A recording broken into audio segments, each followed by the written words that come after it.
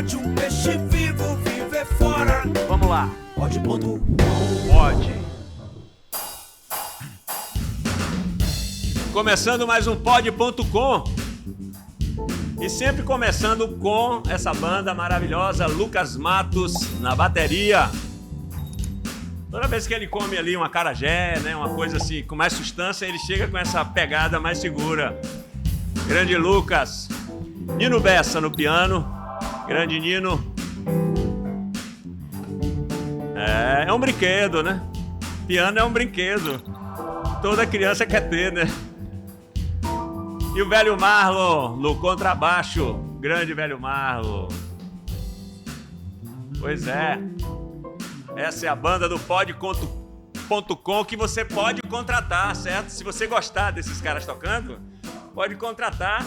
Se tiver uma folga na agenda deles, né, que vivem tocando por aí, mundo afora, contrata essa galera aí. O Pod.com, idealizado por Luciano Suede e Adriano Moraes. Tem a produção do paulista Carlos Petit. Uma hora dessa eu vou parar de dizer que ele é paulista, porque já tem tanto tempo que ele está morando aqui na Bahia e gostando que já é baiano, não é? Ivo é que fica lançando essas imagens aí para você. Vou pedir até a Ivo para lançar aqui agora uma imagem, que é essa daqui. Será que tem aí, Ivo? Dessa campanha do governo do estado da Bahia, Bahia Sem Fome. É uma campanha que todo cidadão, tá aí, Ivo, valeu. Todo cidadão deve vestir literalmente a camisa como nós estamos fazendo aqui no Pod.com, porque várias instituições já estão abraçando essa causa lançada pelo governo da Bahia.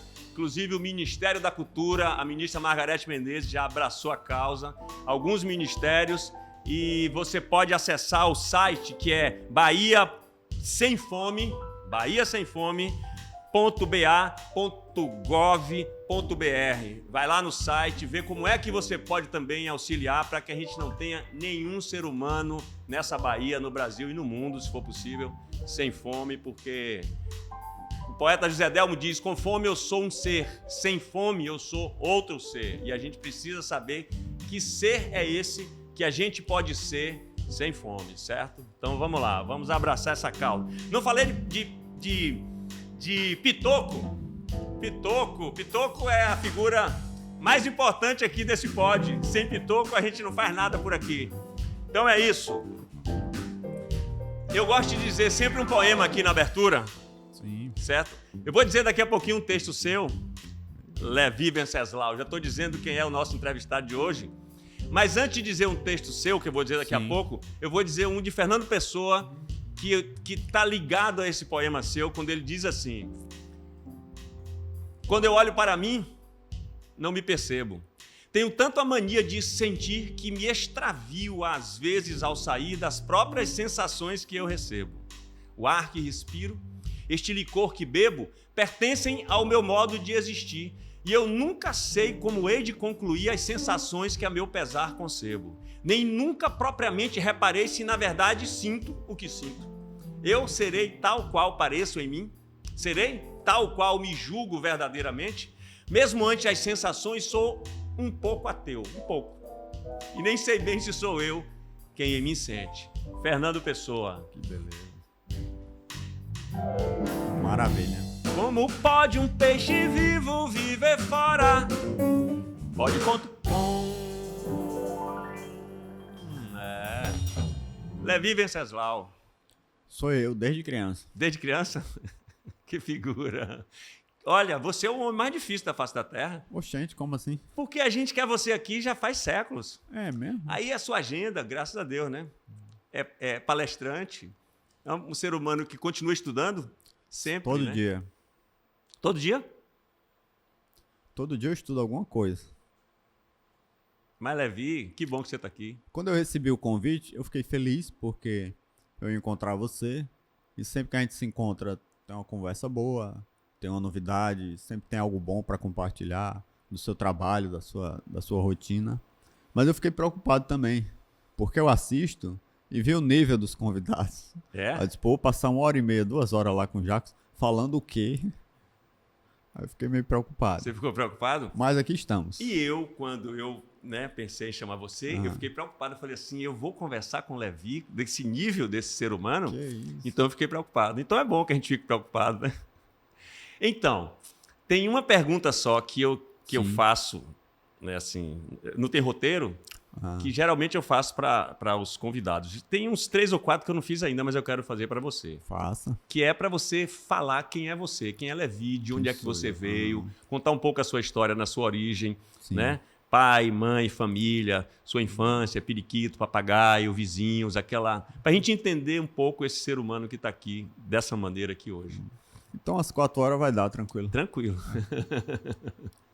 Bom, quem é Levi Venceslau, né? Eu também me faço essa pergunta com frequência. E consegue responder? Consigo.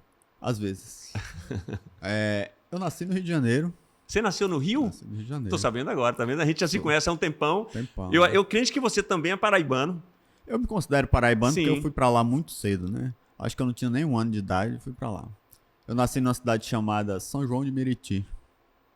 Interiorzão é o quê? Sertão? Não é lá.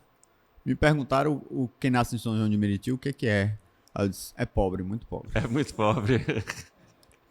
Mas aí meu pai é carioca, minha mãe é paraibana. E quando eu nasci, pouco tempo depois, a gente veio pra cá, pro Nordeste, morar na Paraíba. Morei muito tempo numa cidade chamada Pocinhos. Depois morei numa cidade chamada Campina Grande.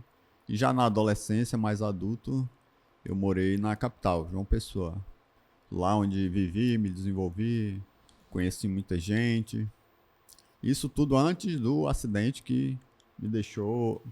Pitoco. Tá vendo? Eu não disse que esse programa não funciona sem pitoco. Aqui Ele o tava seu livro. Esse é o livro mais Esse é o recente. segundo? É o segundo, é o um segundo. novo olhar. Já tem um terceiro? Tá a caminho. Tá a caminho, né? Você vê que já quero um terceiro livro, né? Deixa as pessoas deglutirem, né? O primeiro, o segundo. A gente vai falar sobre Depois ele que eu daqui a pouquinho. descobri que vender livro é melhor do que trabalhar, não parei mais de escrever. É, né? Não, mas é brincadeira, é um Sim, trabalho. claro. Como se escrever livro não fosse um trabalho, trabalho. fenomenal, né? Sim. Escrever aí, é até fácil, mas corrigir... corrigir é mais difícil. Ainda bem que tem alguém para corrigir, né? Eu terceirizo essa parte. Eu também. As coisas que eu escrevo, às vezes, Yolanda, veja aí como é que é. Porque as ideias, quando vêm, às vezes, você sai, né? Se for ficar parando para acertar tudo. Agora eu tenho Marisol também, que é professora também. Marisol, né? Ela sempre tem algo a observar nos textos para melhorar. Sim, mas voltando à minha trajetória, né? Eu tô com 39 anos e minha infância e adolescência foi lá na Paraíba.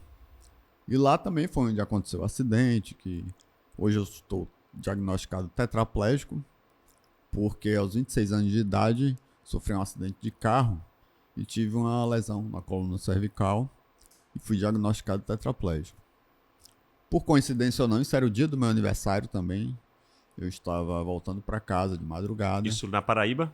Na Paraíba. Estava voltando de Caruaru para João Pessoa. Caruaru, lá um lugar que você conhece, o Pau d'Arco lá. Conheço. Tava voltando. Ah, você estava lá no Pau d'Arco. Era um aniversário de lá. No seu aniversário, com numa festa bonita com aquele povo todo que é festeiro, né? Eita, povo festeiro, é o povo animado, de Caruaru. Animado, o povo é animado. Então, isso foi depois dos festejos do seu aniversário. Depois disso, faltou energia no dia. Sim. Já tava de noite. E eu não achei onde eu botei meu carro. Aí peguei a chave e dei pro meu irmão. Procura meu carro aí, vai nele, que eu vou pegar uma carona com quem já tá indo. Que eu tenho que trabalhar de manhã cedo. E aí, peguei essa carona, ele veio seguindo a gente. Então ele viu o acidente. A gente bateu num cavalo, que tava morto na BR. Tava você e mais quem? Quantas pessoas Tinha eu e mais 1, 2, 3, 4. no carro? Mas só quem se machucou com gravidade foi eu mesmo. E tinha esse cavalo que não estava sinalizado, porque um outro carro tinha acabado de atropelar o cavalo. Ah, o cavalo já estava na pista. Estava morto lá, Tava porque morto alguém na tinha pista. batido antes. E não estava sinalizado. E esse cara desse outro acidente estava por lá, não? Tava por lá. Estava por lá, mas não tinha dado tempo ainda Tinha de dado sinalizar. tempo, ele tinha acabado de Tinha atropelar acabado o de cavalo. acontecer. E ele viu o acidente, provavelmente, né? Então bateu, eu também vi, mas quando eu gritei já estava em cima, já... E, Não deu tempo de era em desviar. cima de uma ponte. A gente caiu da ponte. Então, o cavalo estava em cima da ponte? De uma ponte. Aí caíram Da no ponte. rio. No rio. E tudo escuro, eu não ouvia nada, ninguém falava nada. E eu comecei a escutar um barulho de água. Aí eu disse, porra. Eu já sabia que eu não me mexia mais do pescoço para baixo. Na hora da pancada eu vi que desligou algo. Alguma coisa desligou e eu já não tinha comando do corpo. Isso com 26 anos. Com 26 anos. Na flor da juventude. Jogando bola, pedalando, trabalhando 10 horas por dia. Trabalhando de quê? Eu trabalhava como representante comercial. Era vendedor de drogas, trabalhava numa farmácia. Sim, mas representante, ou seja, trabalha mesmo, Não, né? trabalha mesmo. Viaja, anda. Não, eu trabalhava dentro do local, da farmácia. Sim. Vendi muita droga na vida. Né? Sim. Mas as drogarias é o que mais, né, se apresenta a cada esquina. É verdade. Na Bahia, eu não sei o que é que tem mais, se é tabuleiro de acarajé e Farmácia, e né? farmácia. Elas estão querendo, acho, competir com os tabuleiros de acarajé, né? Toda esquina tem uma, né? Mas sim. Aí você caiu, o carro caiu no rio. No Rio. E Por você estar começou... mais ou menos nessa área da saúde, eu já imaginei o que tinha acontecido. Eu disse, bom, foi uma lesão na medula e Você desligou pensou isso tudo na hora? Naquele segundo ali. E aí? E a aí, cabeça nessa será hora? que morreu todo mundo, que ninguém fala nada? Ninguém tá falava todo mundo nada. quieto? Aí daqui a pouco alguém se mexeu e tal, mas não enxergava nada. Eu disse, será que eu fiquei cego também? Porque não dava pra ver nada. Era um nada, breu, mas você não absolutamente nada. estava... você estava dentro da água, mas, Não, tava dentro do carro só. A água tava entrando que eu tava escutando o barulho. mas você não sentia ainda água, né? Não No pé, nem sentia, nada não sabia ainda. em que nível eu tava. Não Sim. sei pela falta de sensibilidade já. ali Talvez já naquele tinha momento. água no seu corpo e você não sentia, Não sentia. ainda. Aí eu pensei, rapaz, o pior jeito de morrer, que eu já imaginei, foi afogado. E parece que essa é a perspectiva no momento. Porque eu tô respirando, não consigo me mexer, tô ouvindo barulho de água, a gente caiu de uma ponte. Ninguém deve ter água responde. aqui, não responde. Pra dar um socorro ali, né? Eu não tava desesperado não no momento. Eu tava Sério? pensando Isso, tudo você pensava isso na velocidade, né? Muito rápido. Aí daqui a pouco alguém conseguiu se mexer, perguntou se estavam todos vivos, acordados. Aí estávamos todos acordados. E aí o cara conseguiu arrancar o banco da frente do carro, que o carro caiu com as rodas. Você vinha pra na cima. frente ou no banco de Eu traseiro? vinha do carona de trás, Do carona do lado de trás. do carona.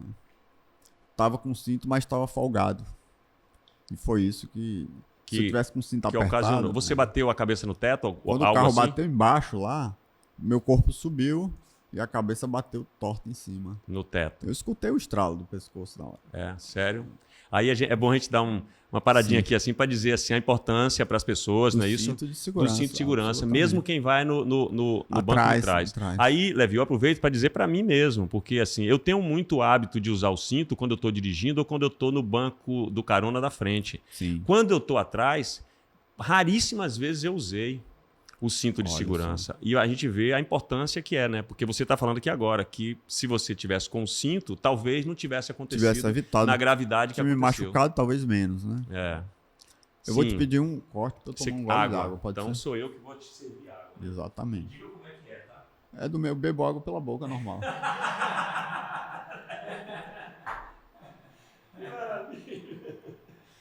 Se você der a volta, vai ficar melhor pra você alcançar. Mas aí a gente tem que aprender essas coisas, né? E a gente vai falar muito sobre isso aqui, Sim. viu, Levi? Não solte a caneca. Não solte a Eu caneca. já me queimei muito com café Um quente. café quente, sim. Aí você... Ah, tá vendo que você também quer mais um gole? Mais um gole. Não? Tá bom?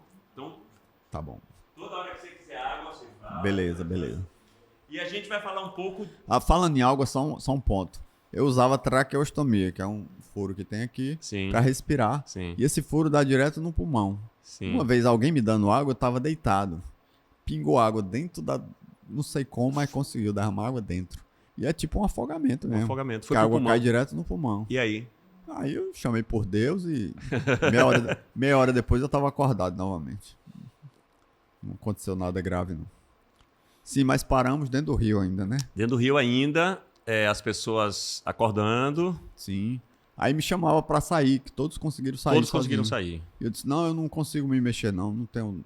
Eu tento, mas não tá respondendo não, meu corpo. E tudo assim da média de idade de 20 e poucos anos. Tinha um casal, um senhor e uma senhora, que eu acho que na época já tinha uns 50 ou chegando perto. Tinha a filha deles, que aí era adolescente. E tinha um motorista, que também tinha 40 para 50, eu acho. Certo. Um quebrou a clavícula, outro machucou o pé. Mas com gravidade só quem se machucou foi eu Sim. mesmo. E aí você disse que não conseguia se mexer. Não. E aí, como O é, barulho de o que água foi feito? continuou. Aí eu comecei a entrar em pânico. Pô, a água, poxa, morrer afogado não tava na minha lista. Não sei como fazer aqui. Mas aí chamaram o resgate. Meu irmão, que vinha atrás, viu o acidente, parou, chamou... Qual o irmão que vinha atrás? Felipe Venceslau. Chamou Felipe, o resgate, cineasta. o cineasta. Já né? estudava cinema naquela época, ele? Não, ele veio estudar cinema aqui na Bahia. Aqui na Bahia. Quando ele veio comigo, que eu vim me tratar do acidente, fazer reabilitação no Hospital Sara, que foi outra fase e tal. Então, nesse dia, me tiraram lá da água e ele foi na ambulância comigo. Me resgataram da forma adequada, bota o colar e tal, porque não se sabe até onde foi o dano, né? Então, para preservar mais o lugar, bota o colar cervical, me tiraram. E eu dizia para Felipe na ambulância: rapaz, eu quebrei o pescoço. Aí ele disse: não, rapaz, foi só uma pancada aí, vai voltar pro lugar, vai dar tudo certo. Eu disse: não vai não, moço. Eu escutei a pancada, eu não tô me mexendo, a respiração tá difícil, eu quebrei o pescoço. E quando tiraram a radiografia no hospital, realmente tinha quebrado 2 vértebras, a C4 e a C5. Né? E aí, eu acordei, não sei, talvez um dia depois, lá na UTI, o médico olha pra mim e fala: ó, você está tetraplégico, tá? Você quebrou 2 vértebras, vai ter que fazer uma cirurgia para botar no lugar.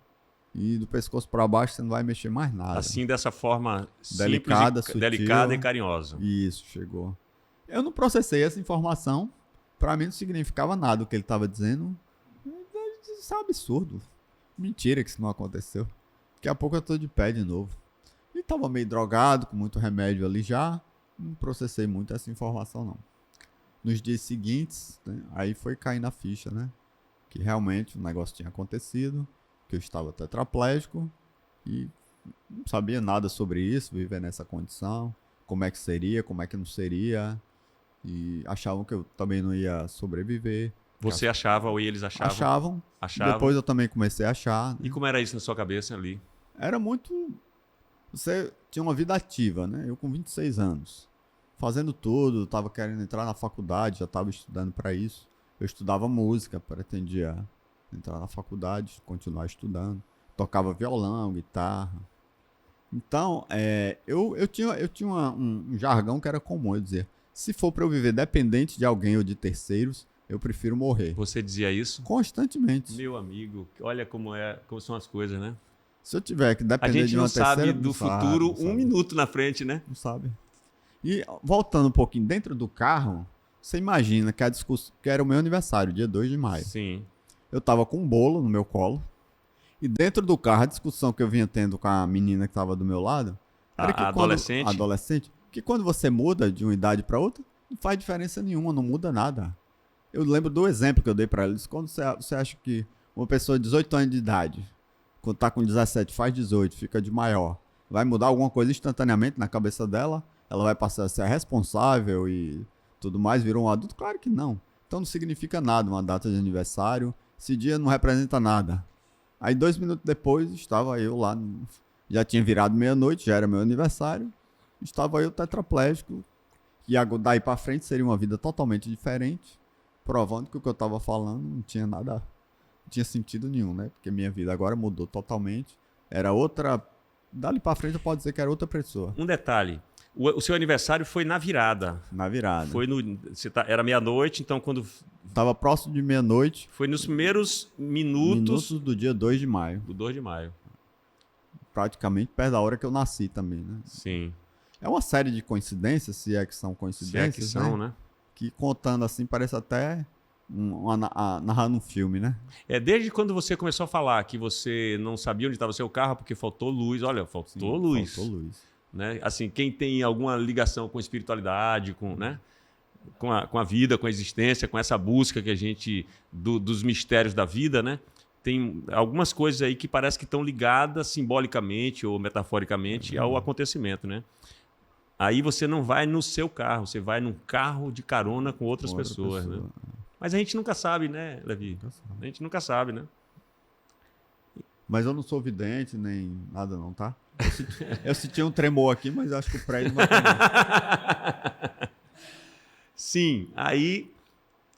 Acordo lá na UTI, tetraplégico. Aí eu lembrei da minha frase de rotina, né? Se for para viver dependente de terceiros, eu prefiro não viver. Prefiro morrer. Você lembrou isso lá? Lembrei lá. E eu acho que qualquer ser humano na condição ali que eu me encontrava, eu acho que passaria não viver mais na cabeça dele, né? Não me culpo nem me lastimo por isso, não. Eu pensei, não, é melhor eu morrer porque vai ser muito ruim, não tenho condições, não vou viver assim. Mas um tetraplégico não tem como tirar a própria vida, justamente porque não se mexe, não tem como, né? Você tá lá deitado, parado, Ainda tem este detalhe, né? ainda tem esse detalhe. Que nesse caso, assim, que bom, né? Também, né? Tem um lado bom. Hoje eu digo que bom, bom, também, que eu que não, bom. não tinha como. Porque eu pensava, bom, se eu de gritar ninguém morre, então não vai dar. De chorar também nunca vi. ninguém Algumas morre de possibilidades você chorar. tentou, né? Tá. Mas eu coloquei Você uma em pensou. prática. Uma eu coloquei em prática. Uma você colocou em Eu prática? posso parar de comer, Aí você porque aí eu morro. começou a não querer comer? Mas aí eu descobri que a medicina tem muitos recursos pra deixar alguém que não quer comer vivo. Não tem jeito. Porque te bota uma sonda, vai te dar vitamina, vai... Te alimentam mesmo Enfiaram que uma você não sonda quer. no meu nariz que ela ia parar direto no intestino e eles botavam o alimento lá. Então, aí eu pensei, morrer também Ou não vai seja, dar. Então, inevitavelmente, eu só tinha uma opção, que era viver. Viver. Ou, Olha que ou gostando frase, ou não, né? Inevitavelmente eu só tinha uma opção: viver. eu não tinha contatos superiores para planejar o resgate naquele momento, não estavam online. Então, só tinha essa opção, viver. E aí, mas eu ainda resisti muito, muito até aceitar isso. Que eu só tinha essa opção, viver. Porque morrer da condição não ia, porque tetraplegia não é doença. Dá pra viver fazendo a manutenção adequada e tal. Fisioterapia, olhando tudo como é que tá, fazendo algumas adaptações. Tem gente que vive aí décadas, né? O super-homem mesmo, né? Ironicamente ficou tetraplégico, viveu algumas décadas respirando Verdade. por uma máquina Verdade. e sobre cuidados de terceiros. Então dá pra viver. Não tô dizendo que é bom, não. É terrível. Não recomendo pra ninguém viver com o pescoço quebrado. Mas é possível e com o tempo a gente se adapta. Então, depois de um certo tempo lá na UTI, sim, aí tive alta, fui pra casa e a situação era totalmente desconhecida. Quem tomava conta de mim eram os meus irmãos, Felipe, Flávia, Rogério. Você conhece a maioria Conheço deles. eles, a maioria. E eles não sabiam também, tiveram que aprender na prática como lidar com uma pessoa assim. Eu fui para casa com a máquina de respirar ainda. Meu irmão teve que assinar um termo lá de responsabilidade, porque não quando queriam tirou, me lembrar. Quando tirou, eles optaram por tirar você do hospital e levar para tirar, casa. né? levar para casa. E a Isso tá no recomendação- filme, tá no Não filme, é isso? De Felipe, que Vai sair aí. que é seu irmão, que tem um roteiro fantástico, que conta essa história, né? A história da família, de certo modo, mas em torno desse acontecimento todo, né? Esse filme tem que sair, esse filme serei é fantástico. famoso em breve. Será famoso em breve. E eu tô nesse filme aí também. É mesmo? Eu tô, Que eu tô beleza. nesse filme para participar desse filme. Seu irmão me chamou. Que maravilha. E é um roteiro olha só. fantástico. Ah, tu chegou a ler o Eu li o roteiro, um dos tratamentos aí, que eu não sei se ele já... Porque nunca para de melhorar o roteiro, né? Então, aí eu aproveito aqui, assim, até para chamar, né? Felipe, para dizer, Felipe, vamos colocar numa dessas leis aí que o Ministério da Cultura abriu tantas... Eu acho que ele já fez isso. Já deve ter feito É. isso. Esse filme, Ele me sinalizou que está encaminhando. esse filme é, assim, é uma obra Acho que necessária. já está em avaliação. Que maravilha. Então, Uma das etapas do... em breve vem aí a Ele me história desse perguntou se eu cidadão tinha no coragem cinema. de representar eu mesmo. É sério? E Eu você? disse, absolutamente, pode botar Você ele. topou? Não sei se eu vou me arrepender disso, mas... Que maravilha. Sim, aí foi para casa. Sim, aí é desesperador viver nessa condição, né? Não poder se mexer, depender de outras pessoas pra tudo. Hoje em dia eu tenho alguma autonomia. Às vezes até engana, as pessoas pensam que eu sou mais autônomo porque eu mexo o braço em alguma coisa. Mas é só isso mesmo, nada mais. Então pra tirar uma mosca do nariz eu tinha que pedir alguém. Pra beber água eu tinha que pedir alguém. Eu tive que ficar bem mais humilde. Tive que me tornar uma pessoa mais agradável. Porque eu era chato pra caramba. Você era chato? É sério? É Não sério, dá é para sério, imaginar eu era você chato. Chato, metódico. Gostava das coisas tudo organizadinha. Um chinelo do lado do outro. Não é mais assim? A cama arrumada. Não sou não. Pra quê, né? Pra quê? Não pra vale quê? a pena. Qual o é. sentido disso? Não né? vale a pena.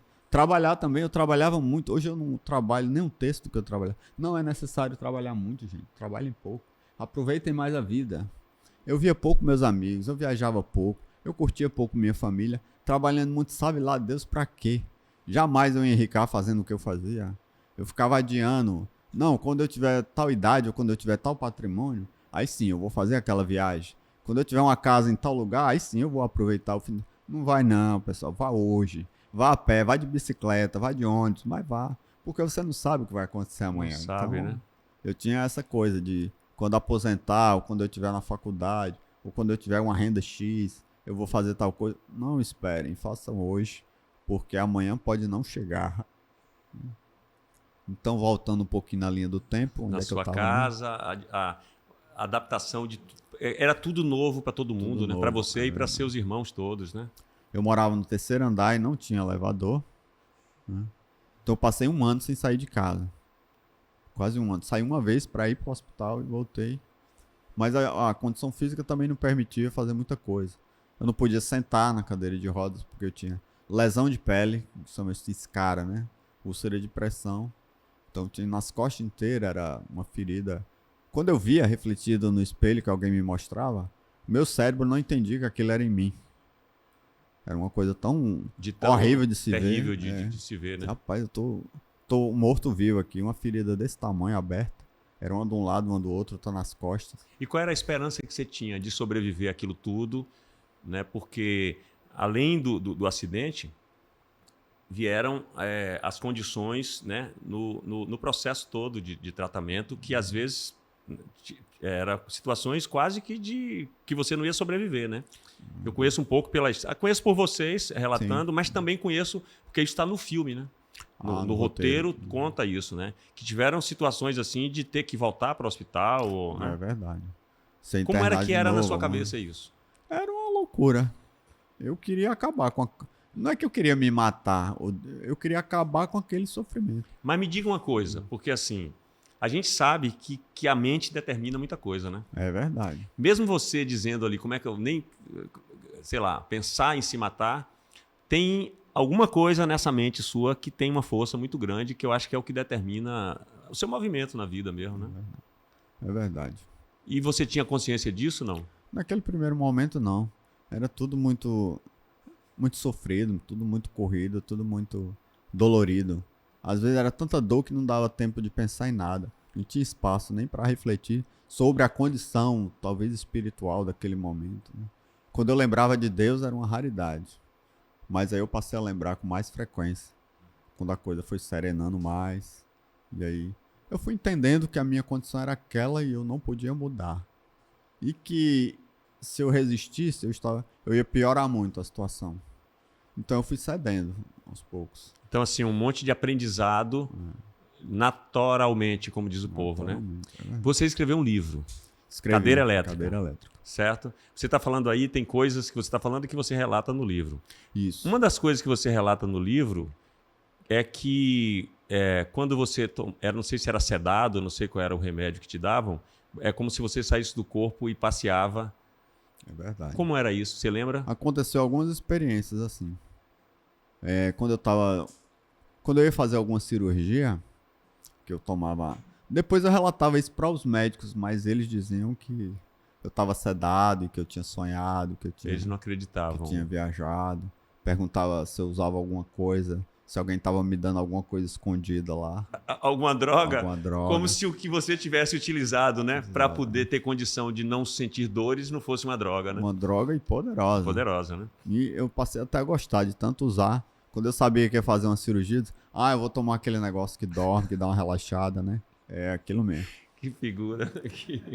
Só que teve uma vez, eu assisti uma cirurgia toda que fizeram comigo. Porque você estava acordado? Não, eu tava, de sério, sedado? Eu tava sob anestesia geral. Como é que foi isso? E eu contei para o médico, inclusive, que fez essa cirurgia. Contei detalhe, contei quem tava na sala, contei o que ele fez, contei o que... E ele não acreditava, ficava espantadíssimo, assim. Disse, não tem como eu ter criado isso não, moço. Eu vi o senhor abriu aqui, ó, aqui embaixo, tirou um pedaço do osso, e realmente tem um buraco, tem um pedaço do osso. O senhor modelou ele, colocou aqui no pescoço, quando o senhor abriu também um buraco aqui. Eu tava eu tava de cima olhando. De cima, tudo olhando. Isso que você fez. Eu fui na sala do lado, que tinha um cara consertando a perna, tinha um médico botando parafuso na perna de um cidadão. Eu fiquei admirado com aquilo. Rapaz, isso aqui é uma oficina mecânica. Ó, o cara... cara, tá só você mesmo para me fazer rir numa situação dessa, tá né? parafusando a perna do cidadão e fiquei lá olhando. Parafusando, consertando mesmo. Furou com a máquina de furar mesmo, deve ser cirúrgica. Uma broca. Colou o osso, botou uma placa de ferro, parafusou. Fiquei um tempo ali olhando. Depois segui para outra sala que estava acontecendo outra coisa. Depois saí do hospital, fui para um lugar que parecia um inferno, alguma coisa. Aí depois misturava as energias, os lugares. Você acha que você passeou por lugares, você passeou pelo hospital, aí você fala um lugar que parecia inferno, quer dizer, Saí do podia ser hospital. um outro lugar que não era, Nada a ver. não tinha nada a ver Nada com a ver aquele com o espaço hospital, ali, né? é É uma viagem no tempo e no espaço aí, né? E era tudo meio incontrolável. Era Meio que incontrolável? Incontrolável. Pensar numa coisa e aquilo virar a coisa.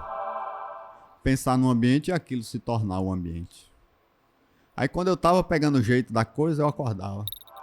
Aí não dava tempo de aprender, tipo, viver sem um corpo. Eu acho que quando a gente morre de vez é mais ou menos isso. Ficar naquele estágio que eu experimentei, né? Sim. Só sendo um pensamento vagante e entrando em tudo que você se ligar. Você falando assim porque é uma libertação, né? O corpo prende, né, o espírito. aqui, Mas né? é assustador, porque você não sabe nada daquilo. Né? Sim. Como é que você anda nesses lugares? Pois é. Sem um corpo. Quando você voltava pro corpo, significava o quê? Passou o efeito? Passou, eu acordei da E cirurgia. qual era a sensação física? Era... Primeiro, no início, eu achava que eu era só uma cabeça. Porque o corpo perdeu toda a sensibilidade. Você não sentia. O tato fino, podia queimar, pegar, beliscar, não tinha... Hoje tem algum ano, pescoço para baixo já tem. Mas nos primeiros meses não tinha absolutamente nada. A minha consciência era que eu era só uma cabeça. Então, se molhasse minha cabeça e secasse, eu já tinha tomado um banho e estava tranquilo. O cérebro entendia que Que figura é essa, gente? já tinha tomado Que um banho. ser humano é esse? Mas a sensação era boa? Era melhor a sensação quando você estava sob o efeito do remédio do que quando você voltava para a realidade? Quando eu tava lá sob o efeito, era ruim porque eu ficava meio desesperado. Apavorado, sem saber onde eu tava, o que fazer. Não tinha referência. Se eu pensasse numa parede, eu atravessava ela. Mas esse tempo que você estava vendo o cara na oficina consertando a parede, o parafuso e tudo, Era tranquilo. ali era bacana. Tranquilo. Mas logo em seguida virava o caos. Né? Aí teve tempo que eu fiquei tendo, segundo o médico, alucinações mesmo. E não sabia se eu estava acordado, dormindo. Às vezes eu pedia meu irmão para me acordar. Dizia, não deixa eu dormir não, porque eu quero descansar. E eu descanso mais acordado do que dormindo. Tava tomando muito sedativo também, que influencia, né? Então eu lembro de pedir a ele para ficar do meu lado e me acordar. Não deixa eu dormir não, me acorda aí por umas 2 horas. Se eu fechar o olho, você me chama. Aí ele fazia isso. Porque eu descansava acordado. Se eu dormisse, eu cansava muito a mente. Era muita viagem, né? Depois eu fui pesquisar sobre projeção astral, sobre experiência de quase morte. E aí eu fui entender o que tinha acontecido comigo. Tinha relatos de outras pessoas que vivenciaram experiências parecidas, semelhantes, né? Também passaram por isso. E aí fui aprender alguma coisa. E depois passei a aproveitar em outro nível esse mesmo conhecimento e essa mesma... Mas aí já foi mais pra frente. Quando eu já dava conta de ler, de estudar. Então, daí veio a escrita. Rapaz, a escrita veio... Eu tenho uma irmã que ela escreve também. Essa irmã você não conhece, Heloísa Venceslau. Ela é sua Como é o fã. nome dela? Heloísa Venceslau. Heloísa Venceslau. No dia do lançamento do livro, ela tava Só tem com a gente. artista nessa família, né? É verdade. E artista, assim, top. Não é brincadeira não, Quando meu a gente amigo. começar a ganhar dinheiro com a nossa arte, vai ser... Vão ser trilionários. É muita inteligência e é muita criatividade. Eu falei pra ela que eu ia vir aqui ser entrevistado. Aí ele disse, aquele ator que nunca envelhece, né? Eu disse, é ele mesmo. Ah, é? Os cabelos ficando brancos, assim, de tanto por falar, né? Ela mora na Paraíba? Mora no Rio de Janeiro, em Petrópolis. Heloísa? É. Morei lá um Ah, eu tempo quero em conhecer. Petrópolis. Quero conhecer essa figura. Ela tá vindo aqui pro meu casamento. Vou casar em maio, você tá convidado. Você vai casar pra em ir lá maio? também. Qual é a data? 28 de maio. 28 de maio. Tu vai estar aqui? Eu devo estar fazendo um trabalho, mas indo e voltando. Vamos ver se coincide de eu Paulo, estar é? aqui, Tá que eu em- vou. Tu tá com um espetáculo em São Eu tô Paulo? com um espetáculo em São Paulo, daqui a pouco eu vou estar fazendo uma peça também no Rio. Ah. Começar a circular por aí, né? Falando em espetáculo, eu tenho vontade de assistir Vixe Maria, Deus e o Diabo. Não. Algum dia Você não viu? Alguns dias vocês vão remontar isso? Não vi, não. Isso o povo pergunta quase que cotidianamente pelas Porque ruas de todo Salvador. mundo que me fala diz que é muito bom, que Muito é bom, muito, que é muito bom. genial. Era eu costumava dizer o seguinte, Levi, não era teatro, era circo. Sabe esse teatro popular que a Paraíba é muito forte no teatro Sim. popular, né? Ariano Suassuna é o grande, né? Grande figura da Cara, cultura eu do fui Brasil. numa das últimas palestras de Ariano Suassuna, que foi aqui no TCA, inclusive. Eu E dei um fui. livro meu de presente pra ele. Pra Acho que ele? foi um dos últimos livros que ele leu. Foi o meu, ó. Que Se maravilha. é que ele leu, né? Que figura fantástica, Ariano Suassuna. Muito né? genial. Aí, Paraíba, Recife, Pernambuco. ali, né? Fortaleza, Bahia, né?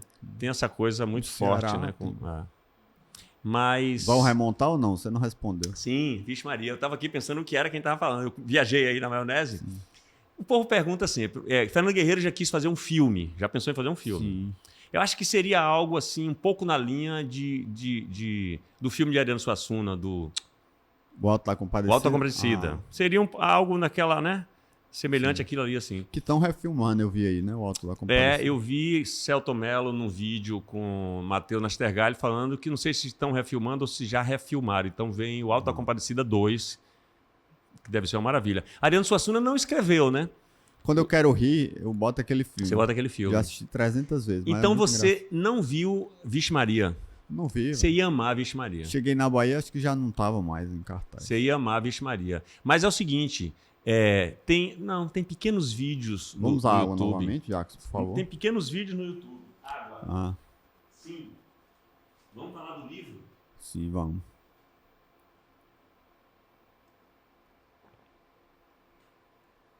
Vamos falar do livro porque eu lembro... É água mesmo, pessoal, tá? Não bebi nada. É a fonte da vida. Tem 20 anos que eu não mexo com nada além de água, tá? Até porque eu só tenho um rim, não dá pra mexer com isso. Não dá pra brincar mais, né? Então, quando eu li o seu livro, Cadeira Elétrica, que o livro, o nome e a capa pode assustar muita gente. Brigaram para não ter aquela capa. Eu disse, não, eu quero assim. Brigaram para não ter aquela capa, né? Mas tem uma história que você conta. O cara desenhou, né? Tem uma história que você conta de uma criança. Sim. No supermercado? No supermercado, eu tava com a cadeira motorizada eu já dominava essa máquina aqui. E aí a criança ficou parada me olhando e olhando a cadeira andando, né? E a mãe chamando, e o menino não vinha. Eu disse, venha menino, você tá fazendo o quê aí parado? Ele disse, eu tô olhando a cadeira elétrica, mãe. Aí ela correu pra perto dele e falou baixinho, não é cadeira elétrica não, meu filho. É uma cadeira motorizada. Eu disse, por que ela se preocupou em corrigir a criança? Aí depois eu refletindo, disse, é porque cadeira elétrica remete a uma sentença, a uma pena de morte, ao cara que vai ser eletrocutado. Então, na verdade, ela ficou com dó de mim. Vocês não vão botar esse peso no rapaz, não. A cadeira é motorizada. Eu imaginei isso, né? E você ouviu então, tudo isso? Ouvi.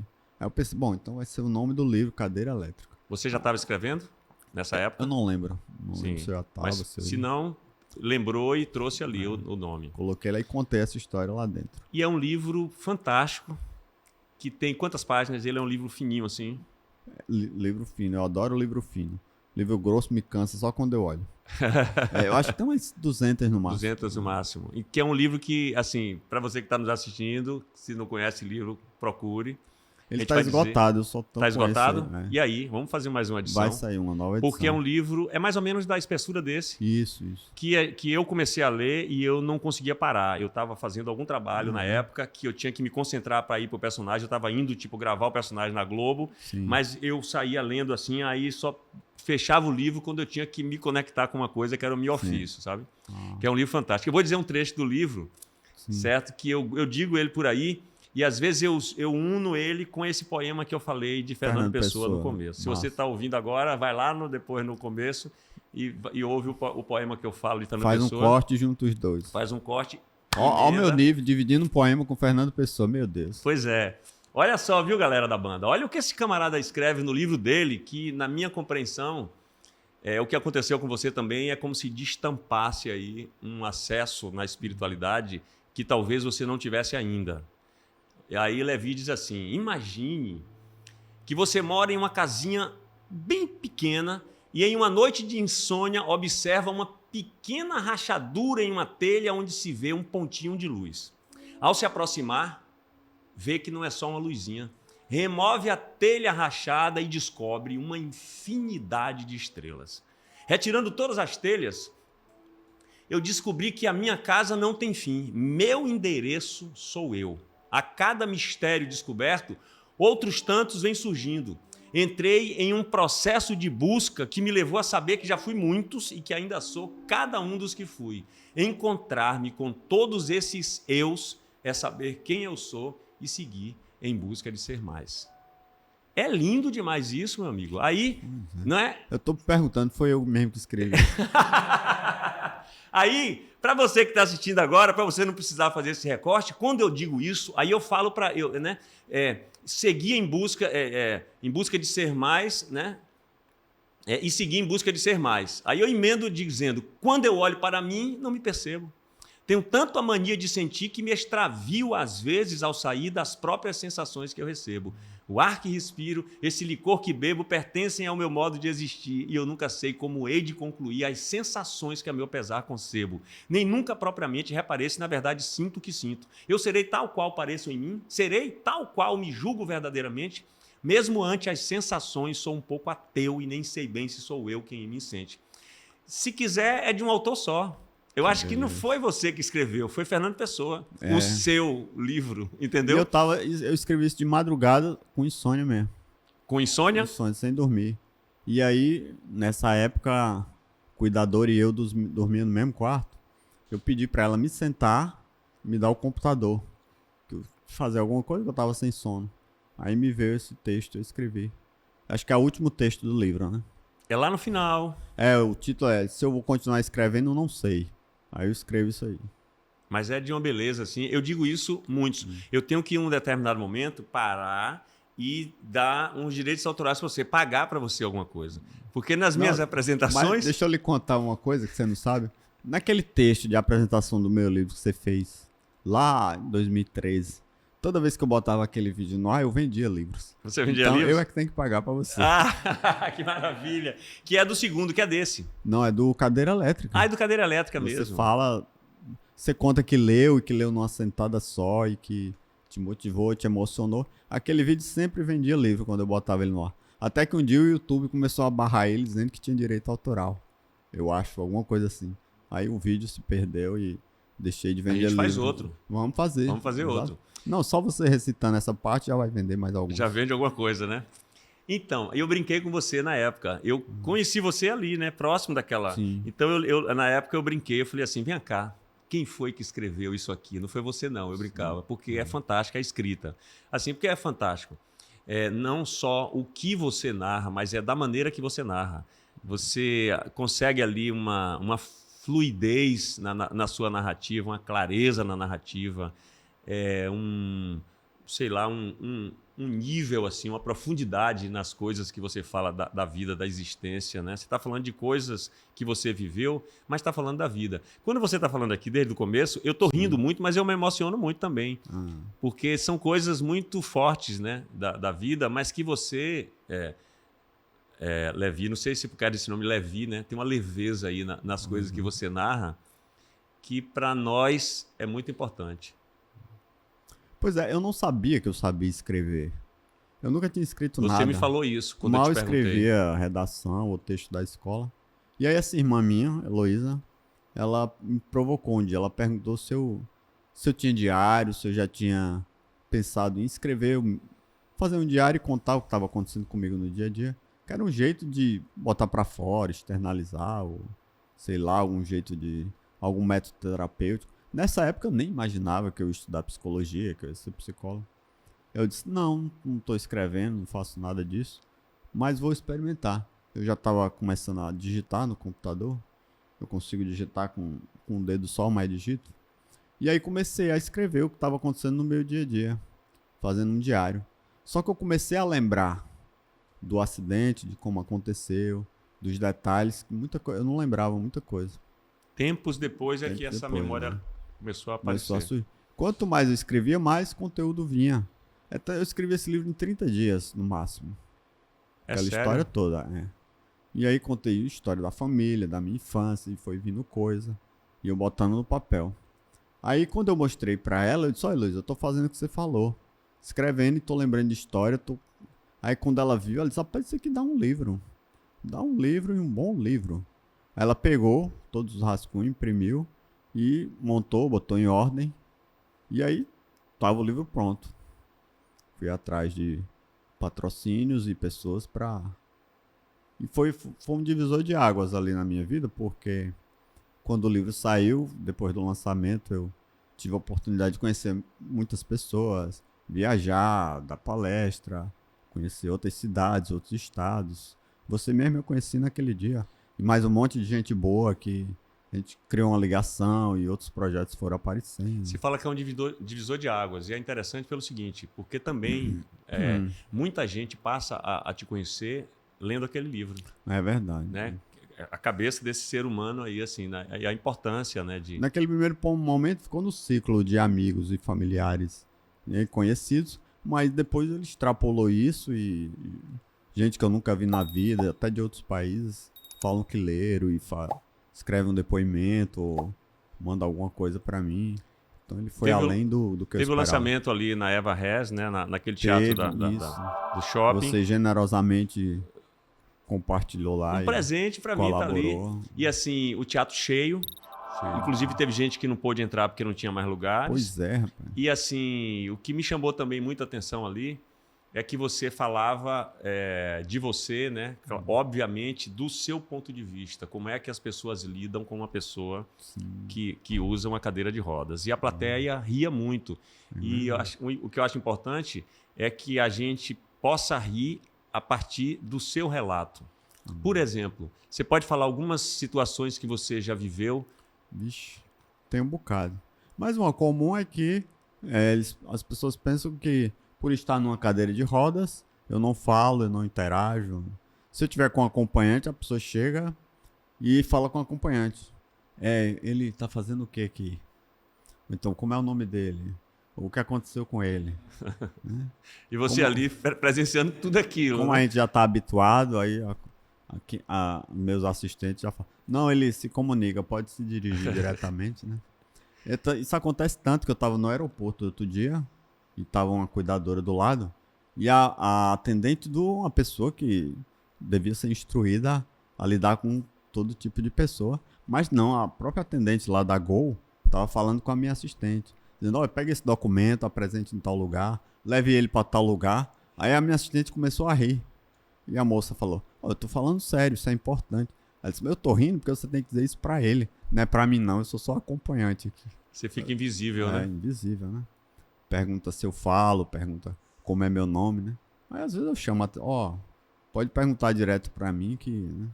Perguntam o que aconteceu comigo e tal. Mas isso acontece com frequência. Em elevador, as pessoas tomam susto quando vê o cadeirante, né? Opa, desculpa o quê, moço? Vamos subir junto, dá tudo certo. Alguém que vai entrar no elevador... Não tô com nada contagioso, não. Pode ficar tranquilo. Alguém que vai entrar no elevador e quando abre a porta você está, é isso? Toma um susto. Parece que um ET, Vou entrar não, deve ser contagioso aí, quer sair. Entre, cabe todo mundo, venha. Então tem disso. Deixa eu ver o que mais. Tem uma história interessante. Outro dia eu encontrei um deficiente visual. Eu estava num evento onde tinha vários deficientes físicos. E ele já disse que não gosta de ser chamado de deficiente visual. Você pode me chamar de cego mesmo, que tá tudo certo. Aí eu, beleza. Aí eu conversei um tempo com ele me falou das dificuldades dele, do dia a dia, de como é ser cego, se deslocar e tal. Ele tinha ficado cego já adulto, teve que aprender muita coisa. E aí, quando a gente estava no final da conversa, tinha que voltar para o evento, eu disse, meu amigo, gostei de trocar uma ideia com você, conhecer um pouco da sua dificuldade, da sua rotina. E eu cheguei à conclusão aqui que eu prefiro ser tetraplégico do que ser cego. Aí ele disse, nada disso, vá para lá com sua tetraplegia. Eu prefiro... Que maravilha! Eu prefiro ser cego do que tetraplégico. E aí ele foi me relatar as vantagens de ser cego em vez de ser tetraplégico. Olha o nível da conversa, né, que chegou. Ele disse, olha, depois que eu fiquei cego, eu me casei. 3 meses depois, eu descobri uma bela voz e um bom perfume. Parei de escolher, não tinha mais esse negócio se era bonita ou feia. Estou muito bem casado. Eu já viajei o Brasil inteiro gratuitamente, que eu tenho passe livre. Eu voltei a estudar, fiz um concurso, entrei pelas cotas. Então minha vida tá uma maravilha. Vá pra lá com seus problemas. Vá pra lá com seus problemas. Muito bem, cada um com seus problemas e vamos em frente. Aí pronto. E que maravilha, porque você encontrou um ser humano que tem a sua percepção, o seu humor também, Exatamente, porque não é todo mundo que... Tem gente que fica chocado com o meu jeito de falar de mim mesmo. Mas é o jeito de deixar a coisa mais leve, mais descontraída. Porque a realidade é muito dura e difícil, né? E contínua, é uma rotina que não dá para eu terceirizar, né? É uma coisa que é a minha vida, é assim. Esse sou eu e estamos aqui. É uma batalha diária, assim, né? Sim, mas eu falei que o livro foi um divisor de água, mas a faculdade também foi muito E interessante. quando é que começou a faculdade? Mas eu estava em casa, já estava em uma condição de saúde.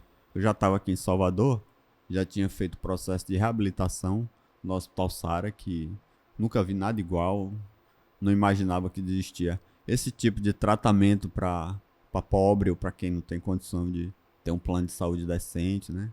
Então é fantástico, o Hospital Sara me ensinou a viver nessa condição. Eles não prometem milagre, não fala que vai ressuscitar você, mas diz o seguinte: com o que você tiver, você vai poder viver com a qualidade de vida melhor. Do jeito que você puder, a gente vai te ensinar tudo. Você vai aprender a cuidar do seu corpo, cuidar da sua saúde, fazer manutenção e tocar a vida aí. Lá conheci muita gente cadeirante também que já estava mais na frente, já tinha um processo mais avançado. No início eu tinha raiva de todos eles porque estavam melhor do que eu, né?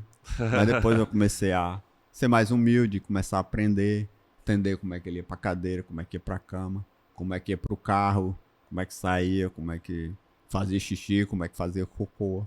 Tudo isso tinha que aprender de novo, né? E daí pra frente, depois do Sara, foi melhor. E aí eu tava muito ocioso, só eu tenho que arrumar alguma coisa pra ocupar minha mente. Porque estudar era uma coisa possível, né? Ler, estudar. E aí eu fui fazendo uma triagem para ver onde eu me encaixava melhor, qual curso que eu tinha mais matérias que eu tinha afinidade. E por eliminação foi parando em psicologia. Eu gostava de filosofia, de história.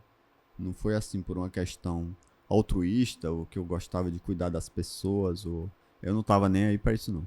Eu queria ocupar a cabeça, sair de casa. Hoje sim, eu gosto e terminei o curso com prazer, satisfação. Trabalho com isso, vivo disso, né? E não me vejo fazendo outra coisa que não seja envolvida com isso. Mas lá no início era só para ocupar a mente mesmo. E foi um desafio, porque lá na faculdade que eu estudava, com questão de acessibilidade, tinha problema toda hora para entrar, para sair, degrau, escada, buraco e tal. As próprias pessoas não tinham muita familiaridade com cadeirante na minha turma, né? Então quando eu entrava na sala nas primeiras vezes, aquela algazarra de início de aula, aí todo mundo ficava em silêncio. Parecia que estava entrando uma entidade ou algo muito... Eu até brinquei uma vez, que era a turma nova, aí quando eu entrei que todo mundo se calou, eu parei na frente, né? Como se fosse o professor. Aí eu olhei assim, e disse, era a turma do primeiro semestre. Pois é, começando o trabalho todo de novo, né? Muito bem. Estamos nós aqui. Quem aqui de vocês já leu a coleção tal, de Freud, de ano tal? Ninguém? Então não dá nem pra começar, gente. Mas daqui a pouco entra o professor de verdade, aí acabou com a minha palhaçada. Acabou com o seu brinquedo, né? Eu ainda tirei um ano. Então os próprios professores tinham dificuldade em lidar comigo. Tinha uns que queriam facilitar a coisa pra mim. Tipo, não, ele é café com leite ali, deixa ele... É impressionante isso. Ou tipo, mandar eu fazer prova em outra sala, sozinho, pra eu poder fazer do jeito que eu quiser, ou não fazer também. Então tinha tudo isso, querendo facilitar a minha vida. Por eu estar nessa condição, tipo, ele não vai dar em nada mesmo, não vai terminar o curso, tá aqui pra passar um tempo. Eu ficava abismado com isso, né? Mas não, estudei direitinho. Meus clientes fiquem em paz que eu tenho habilidade pra fazer alguma coisa, tá? Você falou da acessibilidade, né? Acessibilidade. Então, isso é uma questão assim que nós, É a sociedade terrível. ainda não sabe, né? Não sabe quase nada, né? E digamos que você agora é o prefeito aqui, tá? Sim. O que é que você pode fazer para melhorar a acessibilidade? Acessibilidade e também, assim, em outras questões mesmo, cultural, sabe assim, como é que... O que é que falta nessa cidade, nessa questão? É tudo isso, eu vejo que é um processo muito lento, que é um processo de educação mesmo. É educar as pessoas para conviver com pessoas que têm limitações e aprender a lidar. Porque às vezes um ambiente, quando não é acessível, mas o povo tem uma sensibilidade e um jeito, resolve, mesmo sem o estrutural permitir, com a humanidade, com a atenção devida e com jeito, resolve. Então é menos ruim. Mesmo se o lugar não tiver estrutura, eu chego às vezes num restaurante que não tem acessibilidade. Eu vou reclamar, fazer... Não, vou falar com gentileza e tal. Dizer da minha necessidade, que eu posso voltar lá mais vezes, se for acessível. Se as pessoas me tratarem bem, me acolherem, me botar lá, mesmo que seja carregando a cadeira, tá de boa também. Porque não é obrigado a ter. Aliás, é obrigado a ter sim acessibilidade. Mas se não tiver, dá para dar um jeito. Mas você foi aí numa questão, Levi, muito legal, assim. Antes de qualquer estruturação, é a coisa do perceber o outro, Exatamente. né? Do afeto, de acolher, de receber bem, porque, né, é interessante. Mesmo que não tenha ainda um restaurante que o cara criou uma acessibilidade, se ele recebe bem, se ele pega uma mesa, se for preciso pegar uma mesa, mudar de lugar para poder você entrar e sentar, isso aí é o que faz você voltar e você se sentir bem, né? Mas, além disso, tem a acessibilidade, que é uma coisa importante. Exatamente. Os prédios mais novos, já existem algumas normas que eles são obrigados a ter, então já são mais acessíveis. Mas Salvador tem uma característica diferente, que tem muitos prédios antigos, né? Então, as estruturas são mais robustas e inacessíveis. Às vezes, para criar uma acessibilidade numa estrutura antiga que já está edificada, é quase impossível em alguns casos. Lá na Caixa Cultural, é um ambiente que eu frequento, não com tantas vezes, mas de vez em quando eu vou lá. Tem uma escadaria gigante para chegar lá em cima. E eles conseguiram fazer acessibilidade. Colocaram um elevador panorâmico, que é bonito de subir nele lá por fora. Ou seja, é possível. Quando eu tive lá 2 ou 3 vezes, era a escadaria. Eu reclamava, o segurança suava para me botar lá em cima. 2 caras grandes, tinha que subir com essa cadeira comigo em cima. E eu fazia questão deles fazer isso para aprender. E aí me botava lá em cima. Mas a última vez que eu fui já tinha elevador. Mesmo sendo um prédio tombado pelo IFAM, teve que ter autorização, não sei o quê. Mas se quiser, tiver boa vontade, dá para fazer.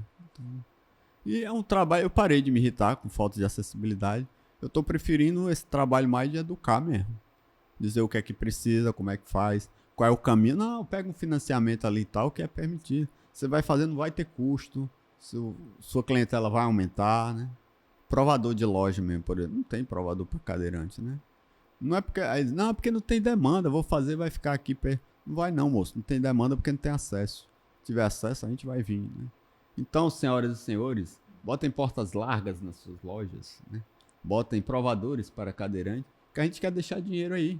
Mas só se vocês permitirem a gente entrar, certo? Então é isso. Quantos exemplares você vendeu do primeiro livro? Você tem uma média? Olha, me disseram que naquele dia lá mesmo, no lançamento, foi o recorde da livraria. Da livraria? Só naquele dia. Que maravilha. E parece que ninguém bateu esse recorde ainda. E tava cheio mesmo. Tinha gente no corredor, tinha gente em pé. Tinha gente que comprava um exemplar para si e ainda comprava para presentear outras pessoas, né? Eu tenho muito amigo generoso, deu um bocado de gente lá. Mas tinha gente que já tinha lido, inclusive, e já estava comprando para outros, ou seja, é pelo valor mesmo da sua escrita. Aí, quando me perguntam qual é o preço, não tem preço, ele tem valor. Ele tem valor, é mais que preço. Aí veio esse segundo. Esse segundo aí já é um livro de crônicas, são histórias curtas. Essa história do cego mesmo, eu não sei se tá aí, acho que tá. Histórias curtinhas que tem a ver com a minha condição, e tem histórias que não tem nada a ver com a minha condição também. São reflexões e crônicas de histórias. Tem uma que eu acho que não tá aí, que é interessante, vai estar no próximo. No prédio onde eu atendia, logo no prédio que eu comecei a atender, dividi uma sala atendendo psicologia clínica mesmo, com as colegas. E aí um dia eu tava indo embora já, no final do expediente, e aí um funcionário lá me chamou. Ô moço, vem aqui e tal. Cheguei lá e disse, olha, eu lembrei de você essa semana, porque tinha faltado energia aqui, tava sem internet, tava de madrugada, e eu não tinha o que fazer, e eu saí catando alguma coisa para fazer, e achei um livro que era de uma pessoa deficiente, um cadeirante, e eu lembrei de você porque eu vejo aqui você chegando todo dia, de táxi, de Uber, nessa peleja, tira a cadeira, bota a cadeira, senta, sai, sobe, trabalha, atende lá seus pacientes, vai embora, não falta nunca. Então eu lembrei muito de você. O cara do personagem lá do livro, ele teve uma lesão no pescoço e tal, e ficou em coma, teve que fazer muitas cirurgias. E aí eu perguntei pra ele, como é o nome do livro? Aí ele disse, rapaz, não sei não lembro não. Esse é o nome do autor do livro. Disse, rapaz, é algum estrangeiro aí, é um nome bem difícil. Não falou, né? Aí eu disse, tá, continue contando. Ele foi me contando a história toda e tal. Pois é, que situação. Ele tá vivo ainda, esse rapaz tá nada, se lascou muito. Acho que ali já morreu ali poucos dias depois. Eu disse, é mesmo? Aí disse, rapaz, eu tenho um livro parecido, que tem uma história parecida aí. Aí tirei da mochila o livro Cadeira Elétrica e mostrei pra ele. Disse, você já leu também? Eu disse, não, esse cara aí sou eu, esse cara sou eu. Que maravilha. E aí ele disse, rapaz, é você mesmo. Aí ele me chama agora de Um Milagre. Toda Um vez milagre, que eu chegava, né? chegou um milagre. Aí ia lá me ajudar a tirar a cadeira. Virou meu amigo. Outra coisa também que eu tenho visto é que eu me preocupava muito com coisas que na hora se resolvia, que eu criava problema onde não tinha. Por exemplo, na faculdade, pô, como é que eu vou sair do carro? Como é que eu vou todo dia? Onde é que eu vou parar? Como é que eu vou escrever? Como é que eu vou fazer prova? Isso tudo são coisas menores que se resolviam quando eu me oportunizava a sair de casa, a fazer alguma coisa, né? Então até me livrar de todos esses medos e essas inseguranças levou um tempo, né? Mas foi aos poucos também, fui me experimentando e hoje em dia eu tenho uma vida assim, eu morava com meus irmãos e com minha família durante muito tempo. Hoje eu sou casado, eu moro com minha esposa, tenho uma vida mais independente e, claro, dependo de muita gente ainda, amigos, familiares, assistentes, cuidadoras. E graças a Deus eles existem e me proporcionam uma qualidade de vida bem melhor do que se eu não tivesse eles por perto, né? Então, um reconhecimento que eu faço a todos eles, principalmente as cuidadoras que me aguentam, né? Meu abuso, minha chatice, minhas exigências. Nem tanto, eu não sou tão exigente. Mas é isso, tô tocando a vida aí e querendo viver até os 120 anos. Vou enterrar todos vocês aqui. Tá? Então, você está falando aí dessa coisa do reconhecimento, da importância das pessoas que te cercam, né? E a família? Porque foi muito importante a sua família, né? No processo todo, desde o acidente até, né, você se recuperar e conseguir ter mais autonomia, né? Meus pais já eram falecidos na época. Minha mãe faleceu, eu tinha 3 anos de idade. E meu pai, eu tinha o quê? 18 ou 19, por aí. Então já morávamos, eu e mais 4 irmãos. A gente morava junto. Eu, Felipe, Rafael, Flávia, Rogério. Eram os que mais... A gente já morava junto. Então, depois do acidente, eles que passaram a tomar conta de mim, né? Ficaram com esse problema gigante na mão e aparentemente sem solução. Foram aprender o que era, como é que lida, como é que faz curativo, como é que dá banho, qual é o hospital, onde é que assiste, como é que leva. Até que encontraram o Hospital Sara, a gente me inscreveram e tal. Depois de um ano eu fui chamado. Vocês moravam na Paraíba. Morava na Paraíba. Lá não tinha Sara, eu não sei se já tem. Não tem ainda. E aí, vocês virem para a Bahia, deve-se ao Vieram por Hospital minha Sara. conta, é verdade. Kubitschek, Todos né? lá tinham seus trabalhos e tudo. Felipe, ele pediu demissão do trabalho dele e ficou sendo meu cuidador mais presente 24 horas durante um bom tempo. Até ele não aguentar mais. Aí parou. Teve um dia que ele chegou pra mim e disse, Levi, eu vou retomar a minha vida, vou voltar a estudar. Foi quando ele começou a fazer cinema. Vou voltar a trabalhar e a gente vai terceirizar aqui os serviços contigo, que a gente já fez tudo que podia. Você não quer viver, não quer sair daí, quer ficar nessa cama, né? Morrer você já viu que não vai. Só vai piorar aí, né? Ficar aí mal-humorado e tal, nessa cama. Isso é quase que uma psicologia também, né? Dando um choque de verdade, realidade. Eu falei, ó, saia daí. Não, leva primeiro isso aí. teve o irmão mais velho, ele tirou todos os meus remédios. Eu tomava remédio pra dormir, remédio pra acordar, antidepressivo, remédio pra dor, não sei pra quê. Esse Levi, tá vendo esse saco aqui? São todos os seus remédios, acabou, viu?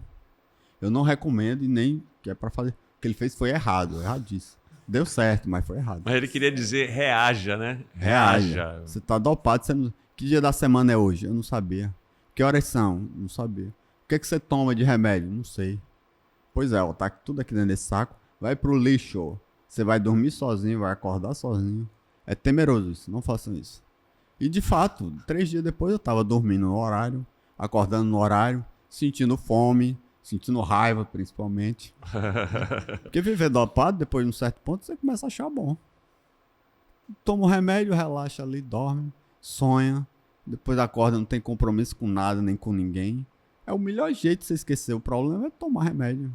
Esquecer seus problemas. Quando o povo diz, eu vou beber para esquecer meus problemas. É exatamente isso. Exatamente vai isso. se dopar é uma para não encarar a fuga, realidade. É uma fuga da realidade. Uma fuga da realidade, né? E a realidade era muito dura e muito difícil, muito cruel para mim naquilo, né? Eles acham que eles não entendem, ninguém entende a dimensão. Só um tetraplégico entende outro tetraplégico. Teve um dia lá no Sara que eu falei isso. Olha, eu só vou fazer isso porque eu tinha que ficar 40 dias de bruço para poder cicatrizar uma cirurgia nas costas. Se eu só vou fazer isso se você me mostrar alguém que já fez, ficou 40 dias de bruço. Na mesma hora trouxeram outro que já estava 45 dias de bruço, né? Comendo, dormindo, bebendo de bruço, para poder cicatrizar a lesão nas costas. Aí eu disse, então eu vou ter que fazer, que eu dei minha palavra aqui. O cara já tá há 45 dias, tem a obrigação de ficar 50. E aí fiquei e tal, deu tudo certo. Mas a realidade era muito dura, então viver no diazepam, no dormonide e nos ansiolíticos era uma fuga, mas eu não me culpo por isso não, foi o que eu tava podendo na época e ainda bem que tem essas drogas que auxiliam mesmo. Tomei antidepressivo durante muito tempo e me auxiliou, porque tem hora que você precisa do recurso químico. O cérebro não dá conta de produzir mais serotonina suficiente para você ter o mínimo de satisfação com alguma coisa. Então bota a química lá para equilibrar. Agora é uma muleta, um suporte que você tem que ir desmamando da maneira correta e no período certo para você voltar a ter autonomia funcional de glândulas, de hormônio, de tudo. Seu corpo dá conta de você mesmo, né? Então depois de um certo tempo, remédio zero. Hoje eu tomo algumas medicações que são necessárias, mas não do jeito que era antes, nem para dormir ou para acordar, né? Inclusive eu trabalho com saúde mental, eu tenho consciência da importância que é uma medicação. Tem gente que sem uma medicação não vai dar certo, a psicoterapia, né? Mas é um suporte temporário para a pessoa ir limpando o para-brisa ali e ver o caminho na frente por si só.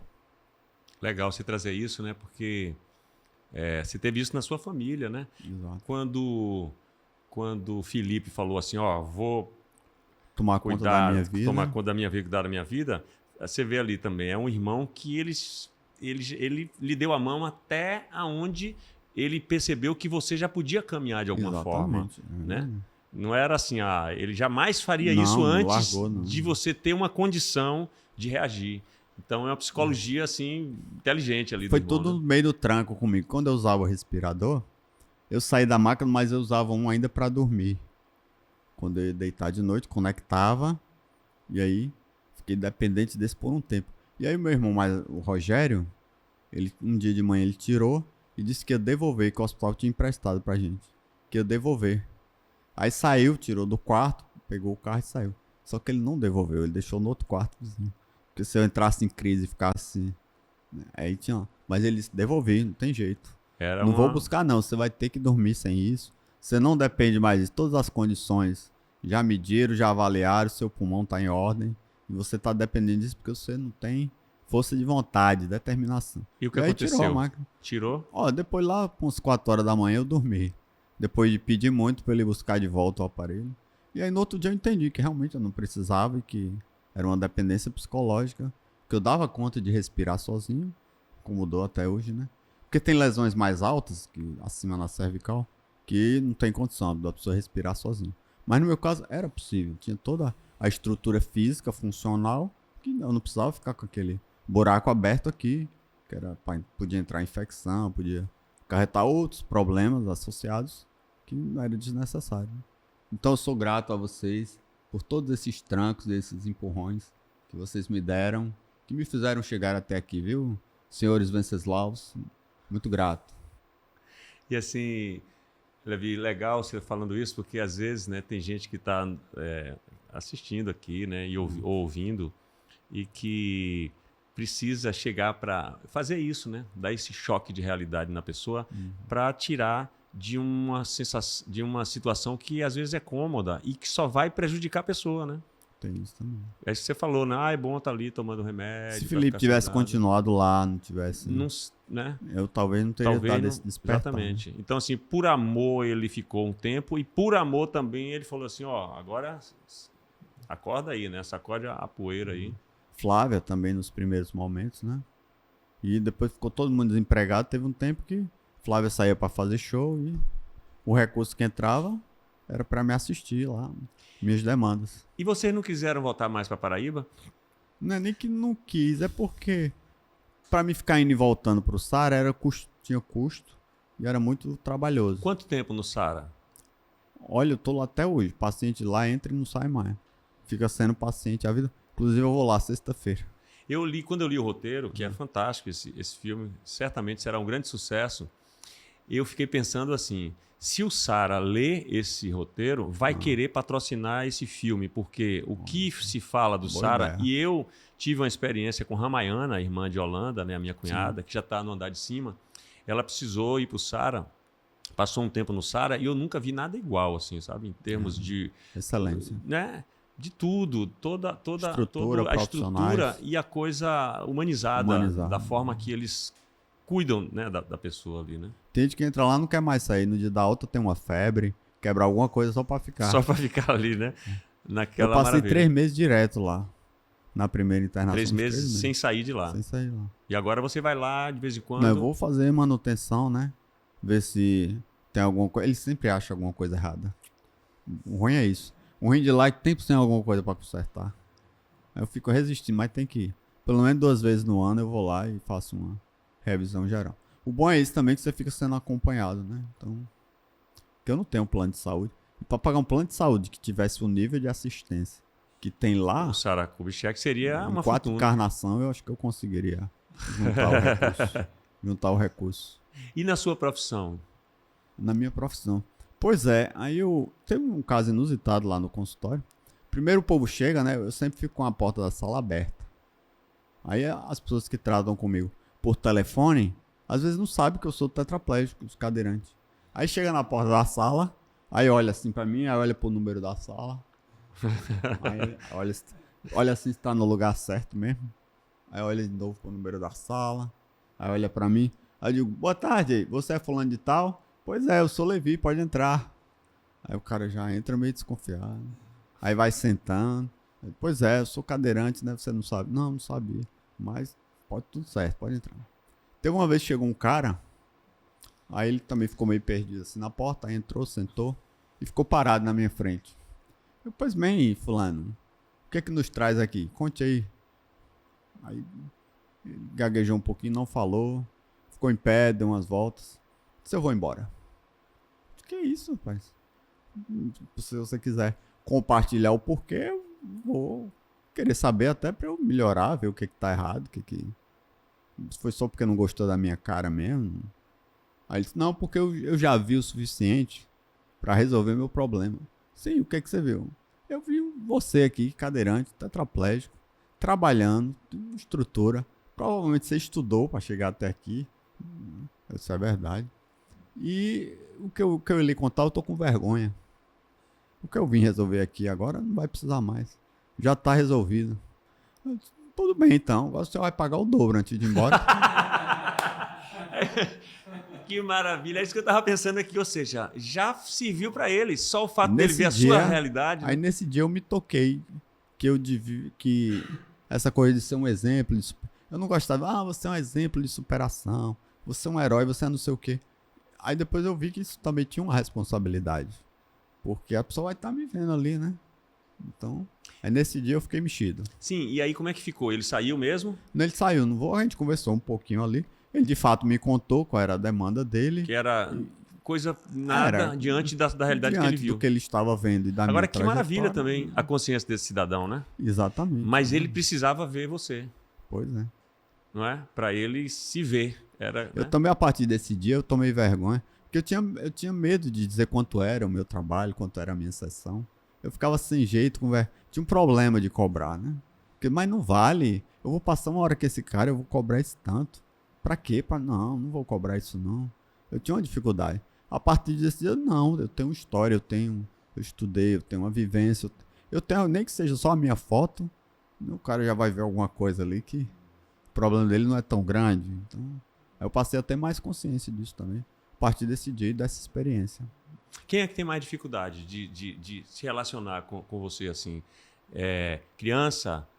Adulto? Não, criança é ótimo. Porque criança chega, tio, essa cadeira anda sozinha, é? E por que aconteceu com você? Porque seu braço tá fino, por que você não fica em pé? Criança é ótimo. Adulto é que fica cheio de dedos e tenta ignorar o óbvio que tá vendo. Adulto é... A criança não vai logo Não, direto, ela já vai né? direto. Sem Aperta rodeio. o botão, quer ligar. Atender criança é terrível. Que eu não consigo amarrar ela num canto assim. Ela... Sai apertando o botão, querendo ver a cadeira como é. Às vezes até uma forma de chamar a atenção, eu peço pra ela, liga aqui que o tio vai se posicionar ali pra gente brincar melhor. Ela já vê que onde é que liga, que tem que ter cuidado e tal. Que não é um brinquedo, né? Já tem uma psicoeducação ali no início. Mas o adulto é mais complicado, porque tenta ignorar o que tá vendo ali na frente. Moço, eu sou tetraplégico mesmo, deficiente. Tenho alguma deformidade. Mas daqui a pouco você vai esquecer isso e a gente vai entrar aqui na nossa pauta sem problemas. Mas esse choque inicial acontece com frequência. Mas em 5 minutos desaparece também. Sim, aí você encontra Marisol, né? Esse Marisol já foi agora, recente. Como é que aconteceu? Você acredita que Marisol estava no dia do lançamento Do livro? do livro Ali Cadeira do Eva Elétrica? Hess? É. E sabe o que ela me falou? Que naquele dia ela olhou lá pra mim em cima do palco e disse: eu casaria com esse homem. É sério? Seríssimo. E assim, eu casaria sem nem, né? Sem... Ela vai entrar aqui e contar essa história. Marisol, ela tá nos assistindo, né? Então, ela vai contar essa história aqui. Aí eu vou pedir à produção para trazer uma cadeira. Pode ser também, né? Eu acho que ela... Será que ela vai Ela querer? tava ali naquele dia. Só se quiser, viu, meu amor? Fique tranquila. Agora é o seguinte. Aquele dia foi fantástico, aquele dia. Porque a gente tinha um teatro cheio. Sim. E as pessoas... Não sei se todo mundo tinha ideia do que ia presenciar ali. E você, meu amigo, traz um jeito, né? Uma percepção, uma maneira também de falar, de expor, de tratar do assunto, que você bate na nossa cara com luva de pelica. Sabe? Esse... Marisol, se achegue. Eu vou ter que fazer um corte aqui pra eu me desencostar. Então, que maravilha. Você estava lá naquele dia? Estava lá no lançamento do primeiro livro dele, né? Que Primeiro é o livro, Cadeira Elétrica. E aí ele estava no palco, estava bem cheio, eu lembro. Eu tinha 17 anos na época e pra mim era tudo muito, né? Muito diferente. Mas como você de um foi livro. lá? Como você foi? Como é que você Ela soube? tinha 17 na época, então ela é de maior já. A mãe dela sabe que ela tá aqui. Tá tudo certo. Tá tudo resolvido. É isso. Nesse dia foi um dia bem cheio pra mim. Eu estudava o dia todo. E aí, de noite, eu fui lá. Eu conheci ele, né? Por outros amigos. Minha mãe tava lá. Minha irmã também tinha ido. E aí, a gente tava... Mas você não conhecia ele ainda? Já conhecia a história dele. Sim. De alguma forma, me marcava. Quando falavam pra mim... eu fui visitar Levi. Minha mãe uma vez foi visitar ele. Acho que no Sara, né? Eu fui visitar Levi. Como é que ele tava? Isso pra mim era... Enfim, instigava. Levi mora ali. Ele morava lá em Abrantes. Legal. Mas eu nunca tinha falado com ele. Nem nada do tipo. E aí, nesse dia, eu acho que foi um dos primeiros lançamentos de livro que eu fui. E aí, eu vi ele lá em cima do palco. Era o dia do aniversário dele. E aí, muita festa, né? Jackson Costa, Margarete, algumas pessoas bem famosas. Edson Lodge, né? Um Edson escritor Lodge, assim, maravilhoso, grande Flávia poeta. Venceslau, toda uma produção. Falei, gente, que coisa linda e tal. E ele tava lá em cima do palco, numa cadeira de rodas. E eu olhei para aquele homem, imaginei. Eu gosto dele, vou casar com ele. Mas... Você pensou isso? Pensei Vou casar isso, com ele? Pensei isso. Mas também... Cuidado com o que pensa. Cuidado com o que pensam. Cuidado com o Que que figura é pensam. essa? Que ser humano é esse? É muito importante ter cuidado com o que pensam. Força do pensamento, olha só. A força do querer, né? E que mesmo sem tanta consciência daquilo, né? E aí eu fui vivendo, aprendendo muitas coisas, eu comigo mesma, alguns relacionamentos eu tive. E em 2016, eu acho, eu fui numa palestra dele, lá em Coração de Maria, Feira de Santana. Foi um dia bem legal, assim, foi mais voltado para os jovens, um evento que teve. E aí ele foi uma palestra e eu fiquei feliz, vai ter Levi. Isso pra mim me deixava alegre, né? Eu vou ver Levi. Mesmo sem nunca falar com ele, sem, enfim, nenhuma aproximação. E aí naquele dia ele falou de ser um exemplo, né? Para os jovens e para todo mundo, qualquer idade, tudo é possível. Tudo é possível, só basta a gente querer. E aí perguntaram pra ele, uma menina perguntou se ele tinha vontade de casar e ter filho. E ele falou que sim. Simples assim. E naquele dia eu pensei, eu vou casar com ele. Aí eu pensei, E aí... Mas não falou pra mim. Não falei pra ninguém. Não falei pra ninguém. E nem eu mesmo sabia o que era isso. Até que no final da pandemia, a ficha caiu. Eu pensei que eu estava resolvendo algumas coisas na minha vida e me vi assim com aquele sentimento mais fortalecido, crescido, florescido, não Mas aí a sei. gente já conversava. E aí eu já estava mais próxima dele. Só que ela tinha um namorado, eu não ia me meter no namoro. Não, e também assim, uma coisa era uma coisa, outra coisa era outra coisa. Aquele relacionamento foi muito bom e sou grata por tudo que eu aprendi, né? E aí depois disso eu vi que daquele relacionamento já estava o suficiente e que eu poderia ir agora para um próximo. Eu sou outra Marisol. Mudei, assim, a pandemia me fez mudar muito. E aí eu me vi e falei para Levi, eu já me imaginei casada com você e com filhos. Falei assim. E ele, qual foi a reação? No passado, para tentar, né? Não botar muita expectativa e vai que cola e tal. E aí? Como é que foi que eu reagi? Aproxime o microfone para ele. Conte qual foi a minha reação. Homens não lembram muito das coisas, né? Direciona pra você Pode o direcionar, microfone. pode puxar. Esse microfone foi feito para isso, para puxar para cá, esticar. Não sei se ele já Muito foi bom. o máximo Pronto, aí. eu acho que aqui tá no meio termo e a gente fala mais alto. Muito bem. E aí ele falou, pois bem, por que você demorou tanto? E aí... Ele disse isso? Sim. Foi mesmo? E aí Que a gente figura. começou, né, a se ver mais e... Enfim. Mas conte da minha determinação. Só olha, daqui pra frente eu determinei pra mim que eu só namoro se for pra casar. Você quer? Aí, Ela parou um pouquinho. eu tinha 25 anos, né? Aí eu pensei, rapaz... Sim, não tem tanto tempo. Você tá com 27. É isso. 2 anos atrás. É, porque ela falou, parecia assim que... Não. Foi há 2 anos atrás. Mas é isso, muitas coisas foram mudando, estão mudando, né? E a gente pode se permitir essas mudanças que são boas, que nos trazem bons... Se permitir, essa é uma palavra interessante. Uhum. Porque teve um tempo que eu fiquei muito fechado pra tudo. Eu me isolei, fiquei trancado em mim mesmo, com raiva do mundo. Eu tinha raiva de qualquer coisa que se mexesse, porque eu não me mexia, né? Então, ver você fazendo alguma coisa já me dava raiva, que eu não podia fazer. Até eu entender que isso era inveja, era frustração, era medo, era insegurança.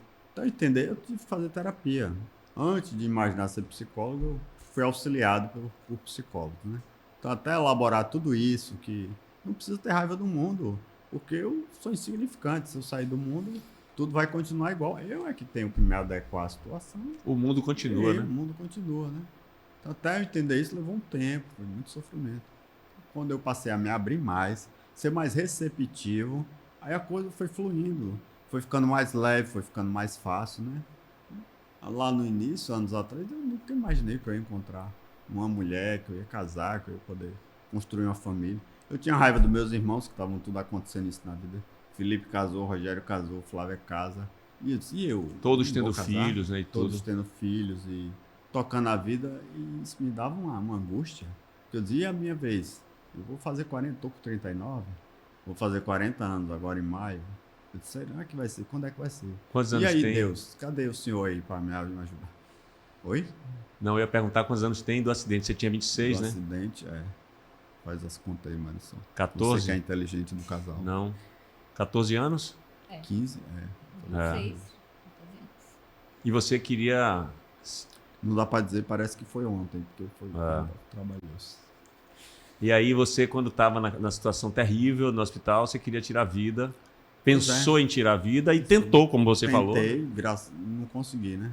Felizmente não consegui, né? E interessante que eu já encontrei pessoas em situações semelhantes a que eu tava lá atrás. Aí eu conto a história e falo pro cara, dou um saculejo nele também. E aí, hoje eu trabalho, hoje eu dou conta, hoje eu vou casar. Aí dá uma animada na pessoa.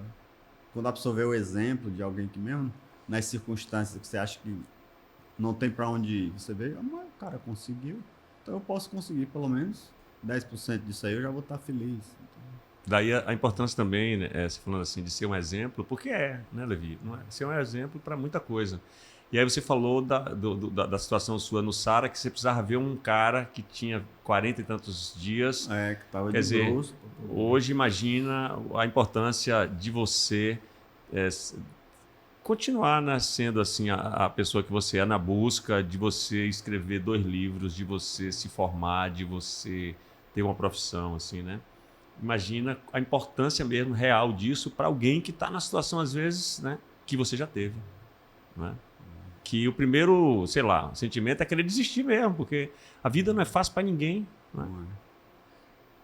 E depois, quando eu comecei a trabalhar e atender pessoas, aí eu fui vendo que existe problema mais grave do que o meu, situações mais difíceis. Existe coisa que eu nem imaginava que existia e que podia um ser humano passar por aquilo, ou uma pessoa fazer com outra. Coisas que às vezes eu me seguro ali quando eu estou ouvindo para não chorar junto com a pessoa, né? Às vezes até chora, porque não tem jeito.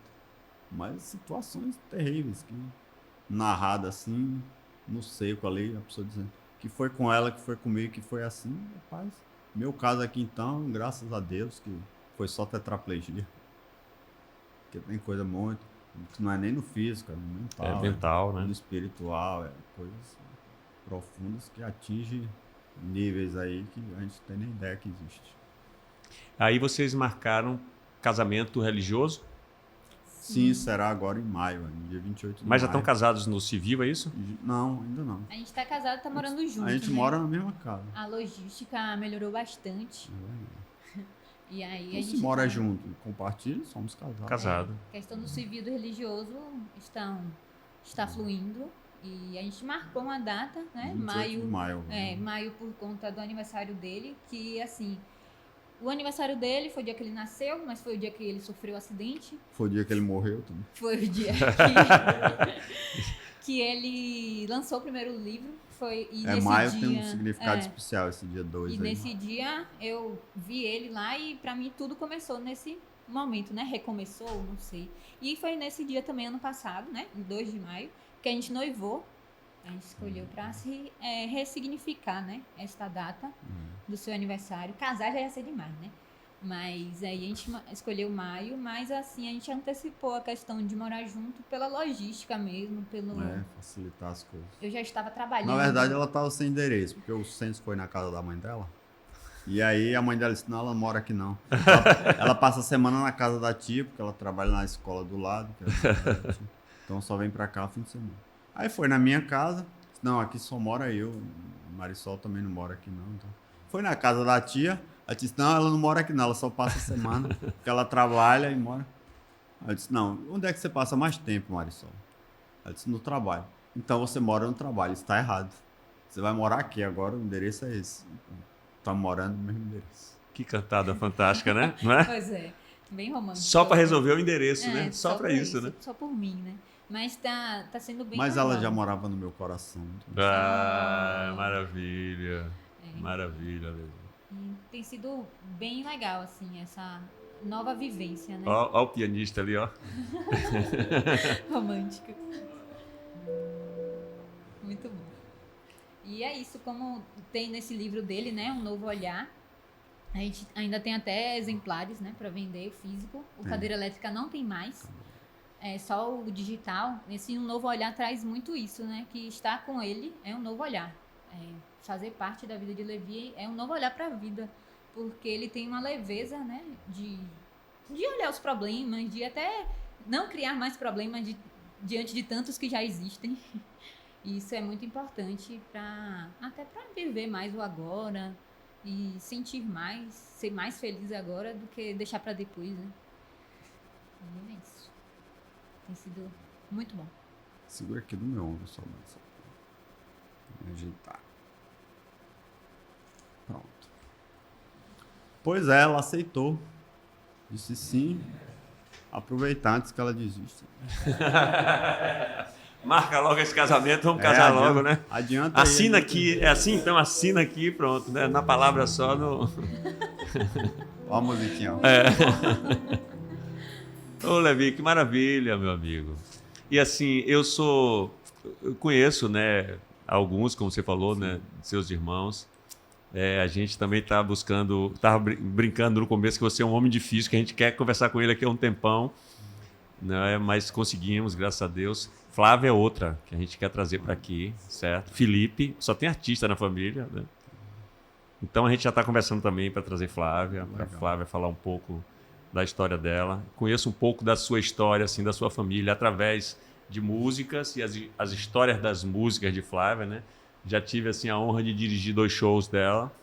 E no segundo show que eu dirigi, que é a minha música Tem História, ela vai contando um pouco da vida de vocês ali, né? Ela me expõe muito naquele Fala um espetáculo. pouco da sua infância lá Na minha infância lá na na Paraíba. Paraíba. Na minha infância com Flávia. Ah, Flávia era ótimo. Minha infância na Paraíba, o que é que eu lembro? Olha, foi uma infância feliz, eu acho. A gente era pobre, morava no interior, mas hoje é que eu vejo que a gente era pobre e que era difícil. Naquele momento lá, pra mim tinha era Era só tinha feliz noção mesmo, né? daquilo, que aquilo era passar fome, que aquilo era sofrimento, que aquilo era escassez, não tinha essa noção. Então, era uma criança feliz. Meu pai era pastor de igreja evangélica. Então a gente era meio que itinerante, morava em várias cidades, né? Todo ano praticamente se mudava. Eu tava contando outro dia, eu contei 27 mudanças de endereço. De endereço por conta do trabalho Até o dele. dia de hoje. Até o dia de hoje, na vida de Na endereço vida. de casa. Que já começou lá, né? Como você Começou fala, lá, pelo trabalho do seu pai, né? Inclusive, eu tinha uma lista de lugares para morar aqui no Brasil e a Bahia, Salvador, não tava nessa lista. E eu já tô morando aqui há 16 anos. Né? Há 14 anos. A Bahia não tava na minha lista. Sabe por quê? Eu detesto o carnaval. Aí não botava a Bahia. E hoje tô morando, mas tô gostando. Tô gostando, pessoal, calma. Mas Flávia fala alguma coisa semelhante a isso também, assim, não é? Que ela não pensava em Eu morar. achava que na Bahia o povo não leva a vida a sério, não. Vou não pra lá. Mas é um povo feliz, é um povo alegre. Festeiro, obviamente, né? Mas é uma animação, é um povo, uma energia. Quando você chega no avião, você já sente outra energia aqui. Quando desceu no aeroporto, rapaz, eu tô num lugar diferente. A vibração aqui é outra. Primeira vez que eu vim aqui, eu senti isso. Lá de cima mesmo, eu já vi que a pegada era outra. Né? Então...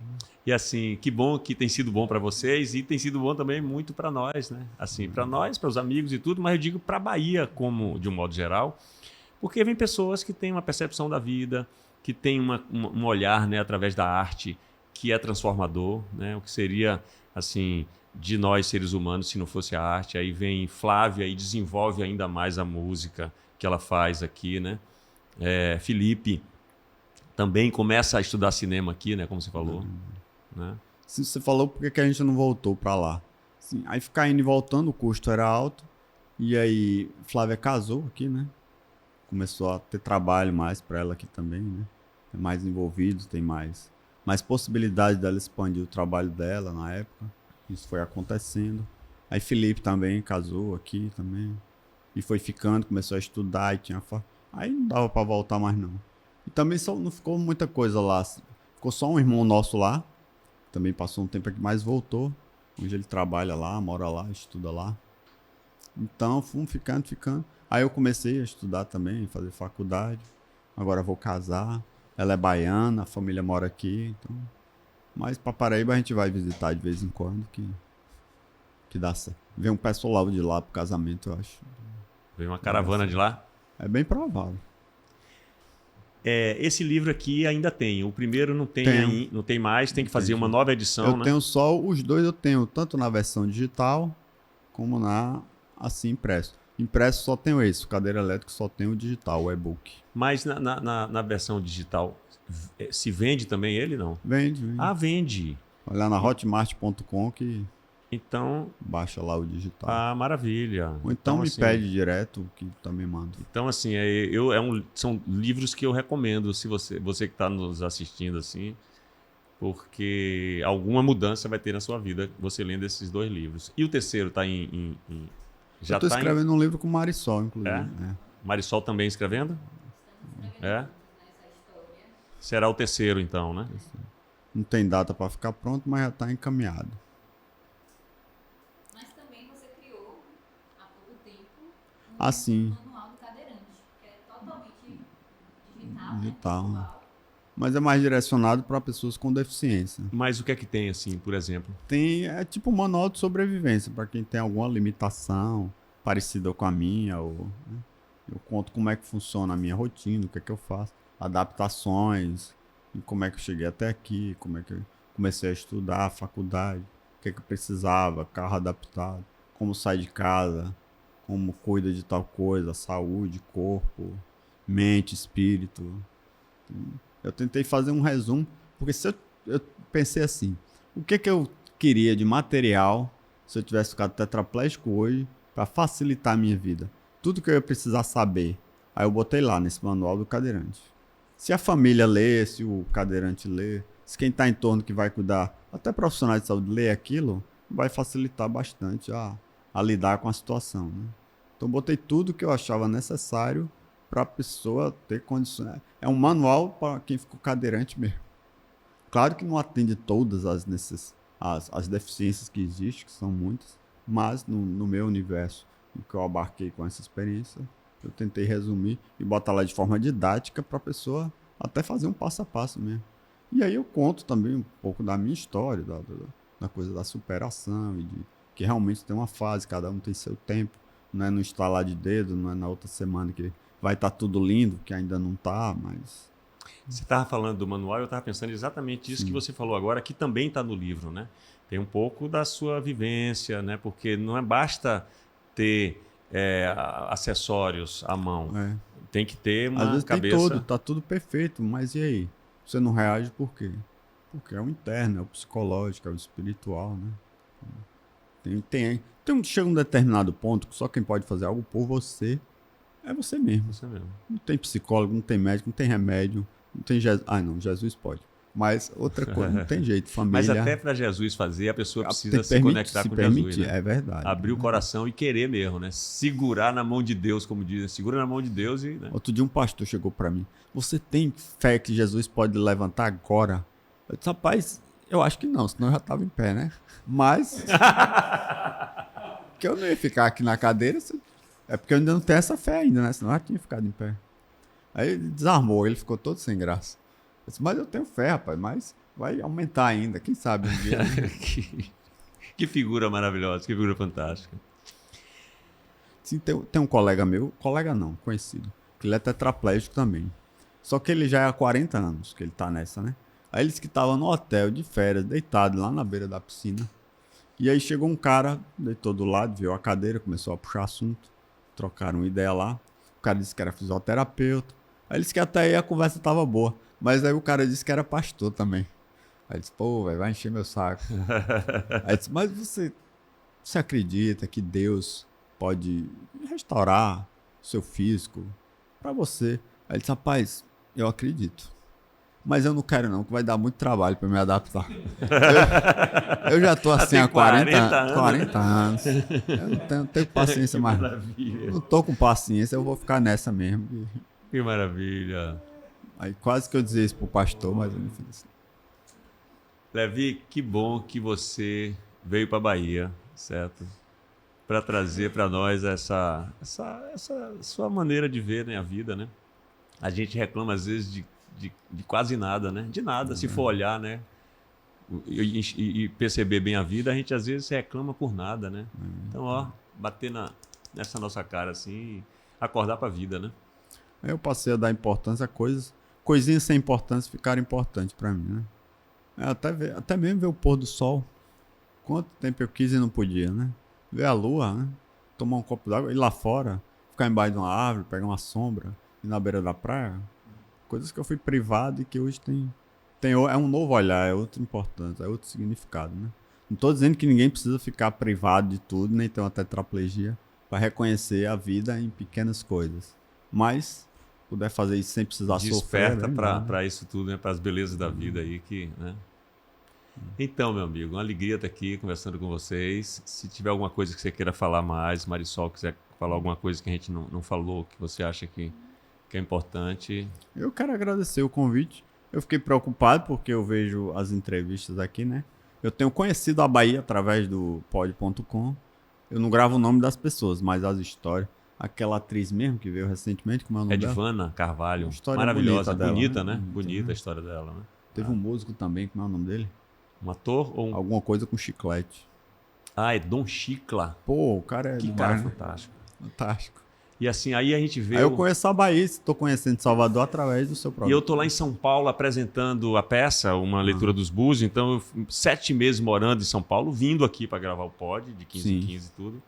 de repente, pessoas em São Paulo me mostrando o pod, sem saber nem que Olha era eu só. que apresentava, pelos aqueles cortes de Dom Chico, sabe assim? Sim, sim. Então, que bacana, porque é uma, sei lá, é um veículo, sei lá qual é o O nome. Dom Chicla me encantou, o cara é Que fantástico. cara Tem uma fantástico. cabeça fantástica. Fantástico. Genial, E né? ele criando música, aquele é Genial. 30, 60. Eu fiquei. É.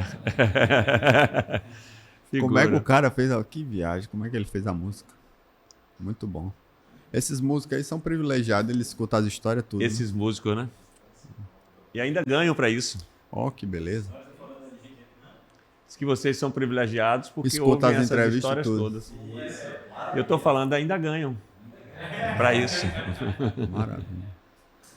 Pois bem, vamos ficar. Ah, você falou que tem um negócio da xícara aí, né? Da pergunta. Sim, aqui tem vários e acabei a conversa tão interessante, porque acontece isso às vezes. Às vezes eu utilizo desse recurso aqui e às vezes não. Mas vamos. Tá igual eu no consultório quando o povo não fala. Fica atrás de um recurso para o povo falar, né? Bota mais para cima. Qual é o seu número do Pix? É o. Qual a primeira lembrança que você tem na sua vida? Pô, que pergunta massa. Qual é a primeira lembrança que eu tenho na minha vida? Vixe, é massa, mas é difícil. Deixa eu ver qual é. Eu tô aqui também já viajando nas minhas Olha lembranças. Né? só. Primeiro é difícil, né? Mas é uma viagem boa, né? Olha, eu me lembrei agora de uma. Eu morei numa cidade chamada Pocinhos. E eu morava do lado da igreja. Meu pai era pastor. E nessa igreja tinha um muro bem alto. E no final da tarde, eu gostava de subir na parte mais alta desse muro e ficar fazendo nada. Só vendo o pôr do sol e sentindo o vento. Eu me lembrei disso agora. Que maravilha. Ficava sentado na parte mais alta, sozinho, sentindo o vento e olhando o pôr do sol. Isso, criança Criança, pequeno lá. 7, 8 anos. Que maravilha. Foi a lembrança que veio agora. E aí a memória é fantástica, né? Porque abre ali uma janelinha e vai lá numa Exatamente. coisa que você nem fica pensando Gostei, com frequência. pegue mais, hein? Pegue mais, é. Aí essa aqui que ele pega agora pode ser que sirva para os dois, tá? Por 2, né? Você vai responder essa. Olha. Como sobreviveu durante a pandemia? Quase morto, não. Como foi que você sobreviveu durante a pandemia? Quer trazer mais o microfone? Você fala e ele fala também depois. Beleza, a gente estava até conversando lá fora sobre isso, né? Sobre a pandemia e como isso mudou nossa vida. Você já falou ali que mudou, né? Mudou por muitos aspectos, né? Essa coisa da privação. E aí, Marisol, só aproveitando o seguinte, feliz de quem aproveitou a pandemia para poder se transformar, né? Para poder se melhorar em alguma coisa. Né? Porque eu vejo que algumas pessoas, porque eu vejo que a pandemia veio para isso mesmo, para melhorar alguma coisa dentro de nós, porque foi muito sofrimento, muita estranheza, né? E eu trabalho com educação, então a gente não parou. Eu trabalhei mais durante a pandemia, então sobrevivi trabalhando mais em casa, então era mais horas, né, trabalhando. A gente teve que se reinventar e Adaptar toda a tecnologia. E aí foi bem importante a questão da união dentro do trabalho e nas casas, a gente ficou mais perto, né, uns dos outros, e isso foi bem importante também, rever esses conceitos, né, da importância da presença. E aí eu sobrevivi também por conta da arte. Na pandemia eu conheci pessoas incríveis que trabalham em coletivos e tudo mais. Uma delas é a Celi, vou falar aqui o nome dela, porque foi o que me salvou mesmo. Eu tava me sentindo muito mal, né? Apesar de trabalhar. Apesar de ter um emprego, estava muito grata por isso. Eu vi que alguma coisa faltava, né? E a arte foi o que nos, né, mantinha viva ali, né? Seja por um filme, por um vídeo, por um show. Teve muito isso. E aí eu comecei a questão da criação de contação de história. Eu recriei algumas e me vi desse jeito. Uma mulher contadora de história, criativa. Isso foi muito importante para mim. E aí estreitei laços com pessoas incríveis. E aí foi assim que eu sobrevivi. Com a arte e a educação. Demanda de consultório aumentou bastante. A demanda de consultório de atendimento online. Online. Eu fui praticamente proibido de atender presencial, não dava, né? Não tinha como. E aí eu já queria trabalhar em casa e atender pela internet. Deve ter médico mais aí que fácil. fica assim, tomara que tenha outra pandemia, porque aumenta Oxe, a demanda, né? É verdade. Lá ele. E aí começou... Lá ele, né? Não por isso. Começou porque as pessoas começaram a conviver mais, família mesmo. Então, conflito familiar aumentou muito. E gente querendo se separar, gente querendo sair de casa. Porque tinha gente que tinha 10 anos junto, uma família e não se conheciam. Aí quando começaram a ficar juntos vários dias, várias semanas e meses, começaram a se conhecer e ver que tinha muita coisa para melhorar Então teve muito isso, aumentou a demanda para atendimento online e a queixa era conflito familiar, muitos conflitos familiares. Eu morava num prédio que eu nunca tinha escutado um grito. Na pandemia eu escutava briga, quebradeira, gente gritando, rapaz. Muita coisa aconteceu. Porque tinha pai que saía de casa às 6 horas da manhã, chegava às 10 da noite, só via os filhos dormindo, só via a mulher com pepino no olho para dormir também. Não tinha convivência, né? Foram obrigados a se conhecerem. A se conhecer. E aí? Pessoas que às vezes já viviam juntos, né? Há 20 anos, 30, mas não conviviam como a pandemia E teve obrigou a gente a eu vi conviver. situações bem mais graves também. Gente tinha negócios que perderam tudo, suicídio, coisas bem pesadas também. Chegaram até mim para... Muita transformação aconteceu. Eu gostei, pega mais uma. Mas eu vou precisar... Estamos caminhando para o final já? Estamos caminhando para o final. Quando você está triste, o que gosta de fazer? Eu tenho facilidade de mudar a frequência com música. Quando eu boto música, a música me levanta. É o que eu faço. Todo dia eu escuto música. Nem que seja antes de dormir, eu programo para ficar 15 minutos ali tocando música, instrumento. Ainda bem que Marisol gosta, senão... A música tem um poder interessante, porque você falou assim que uma das coisas que salvou assim durante a pandemia foi a arte, né? E a música está dentro aí, né? Aí para a gente ver assim a realidade da importância da arte na vida das pessoas, porque às vezes parece que é um floreiozinho, que é uma coisa superficial, que é uma coisa não, supérflua, não é. É uma coisa que é uma necessidade assim vital, né? A educação que você falou e a arte, né, na vida das pessoas. E você, essa pergunta? Como é que... Quando eu tô triste, Pode... eu falo, eu procuro conversar sobre isso. Pra mim, eu com eu mesma, às vezes não dá certo. Aí eu sempre converso, agora mais com o Levi, né? Ou algo me deixou triste, aí eu meio que desabafo. E aí é uma forma muito importante pra mim, potente, né? De entender aquilo, de ver aquilo como... E tem coisas que não vai passar naquele mesmo instante, né? Mas dá uma aliviada. Antes eu escrevia sobre isso, como eu estava me sentindo. Eu já falei pra ela que psicólogo, marido, psicólogo não rola não terapia. Casa de Ferreiro. Terceirizei essa parte. É importante continuar se cuidando. Mas é uma forma boa. Mas legal também que você traz uma outra coisa que também é fundamental. Às vezes a pessoa tem uma tristeza, alguma coisa, e guarda para si e aí não resolve aquilo. Conversa com alguém, né? Fala com alguém, olha para o lado ali, tem às vezes um filho, tem um irmão, tem a mãe, tem um amigo, tem um profissional, um psicólogo, né? Um pastor, né? É alguém de confiança. Botar para fora de algum jeito. Se não vira ferida, vira inflamação. Ixi, é meu jargão no consultório. Bote para fora. Chore, brigue, morre, fale com alguém. Mas não deixe dentro não, que dá câncer. Bote pra fora. Maravilha. Vou encerrar essa conversa com um poeminha que eu já disse aqui, que é de Gutenberg Santana, baiano, que diz assim: o tempo segue para o infinito e o ponteiro nos puxa pelo braço. Há tempo, o tempo sopra seu apito para ver você esticar seu passo. Então não se passe no tempo, nem procure um passatempo para o tempo poder passar. Meu tempo eu mesmo faço. E toda vez que eu dou um passo, o mundo sai do lugar. Que maravilha. Levi, você, eu sou cada dia mais fã, e é uma alegria que a gente possa se encontrar mais vezes, porque sempre desperta alguma coisa em mim aí, que eu só posso dizer que é alegria, entendeu? Da sua maneira Igualmente de ser. Marisol, maravilha também, tá? Conhecendo melhor você, tá? E sucesso! Quando tiver livro novo, vem cá pra gente conversar mais. Maravilha. Muito grato a todos. Muito grato. Como pode um peixe vivo viver fora? Pode.com. Maravilha, Levi. pode um peixe vivo viver fora. Vamos lá. Pode.com.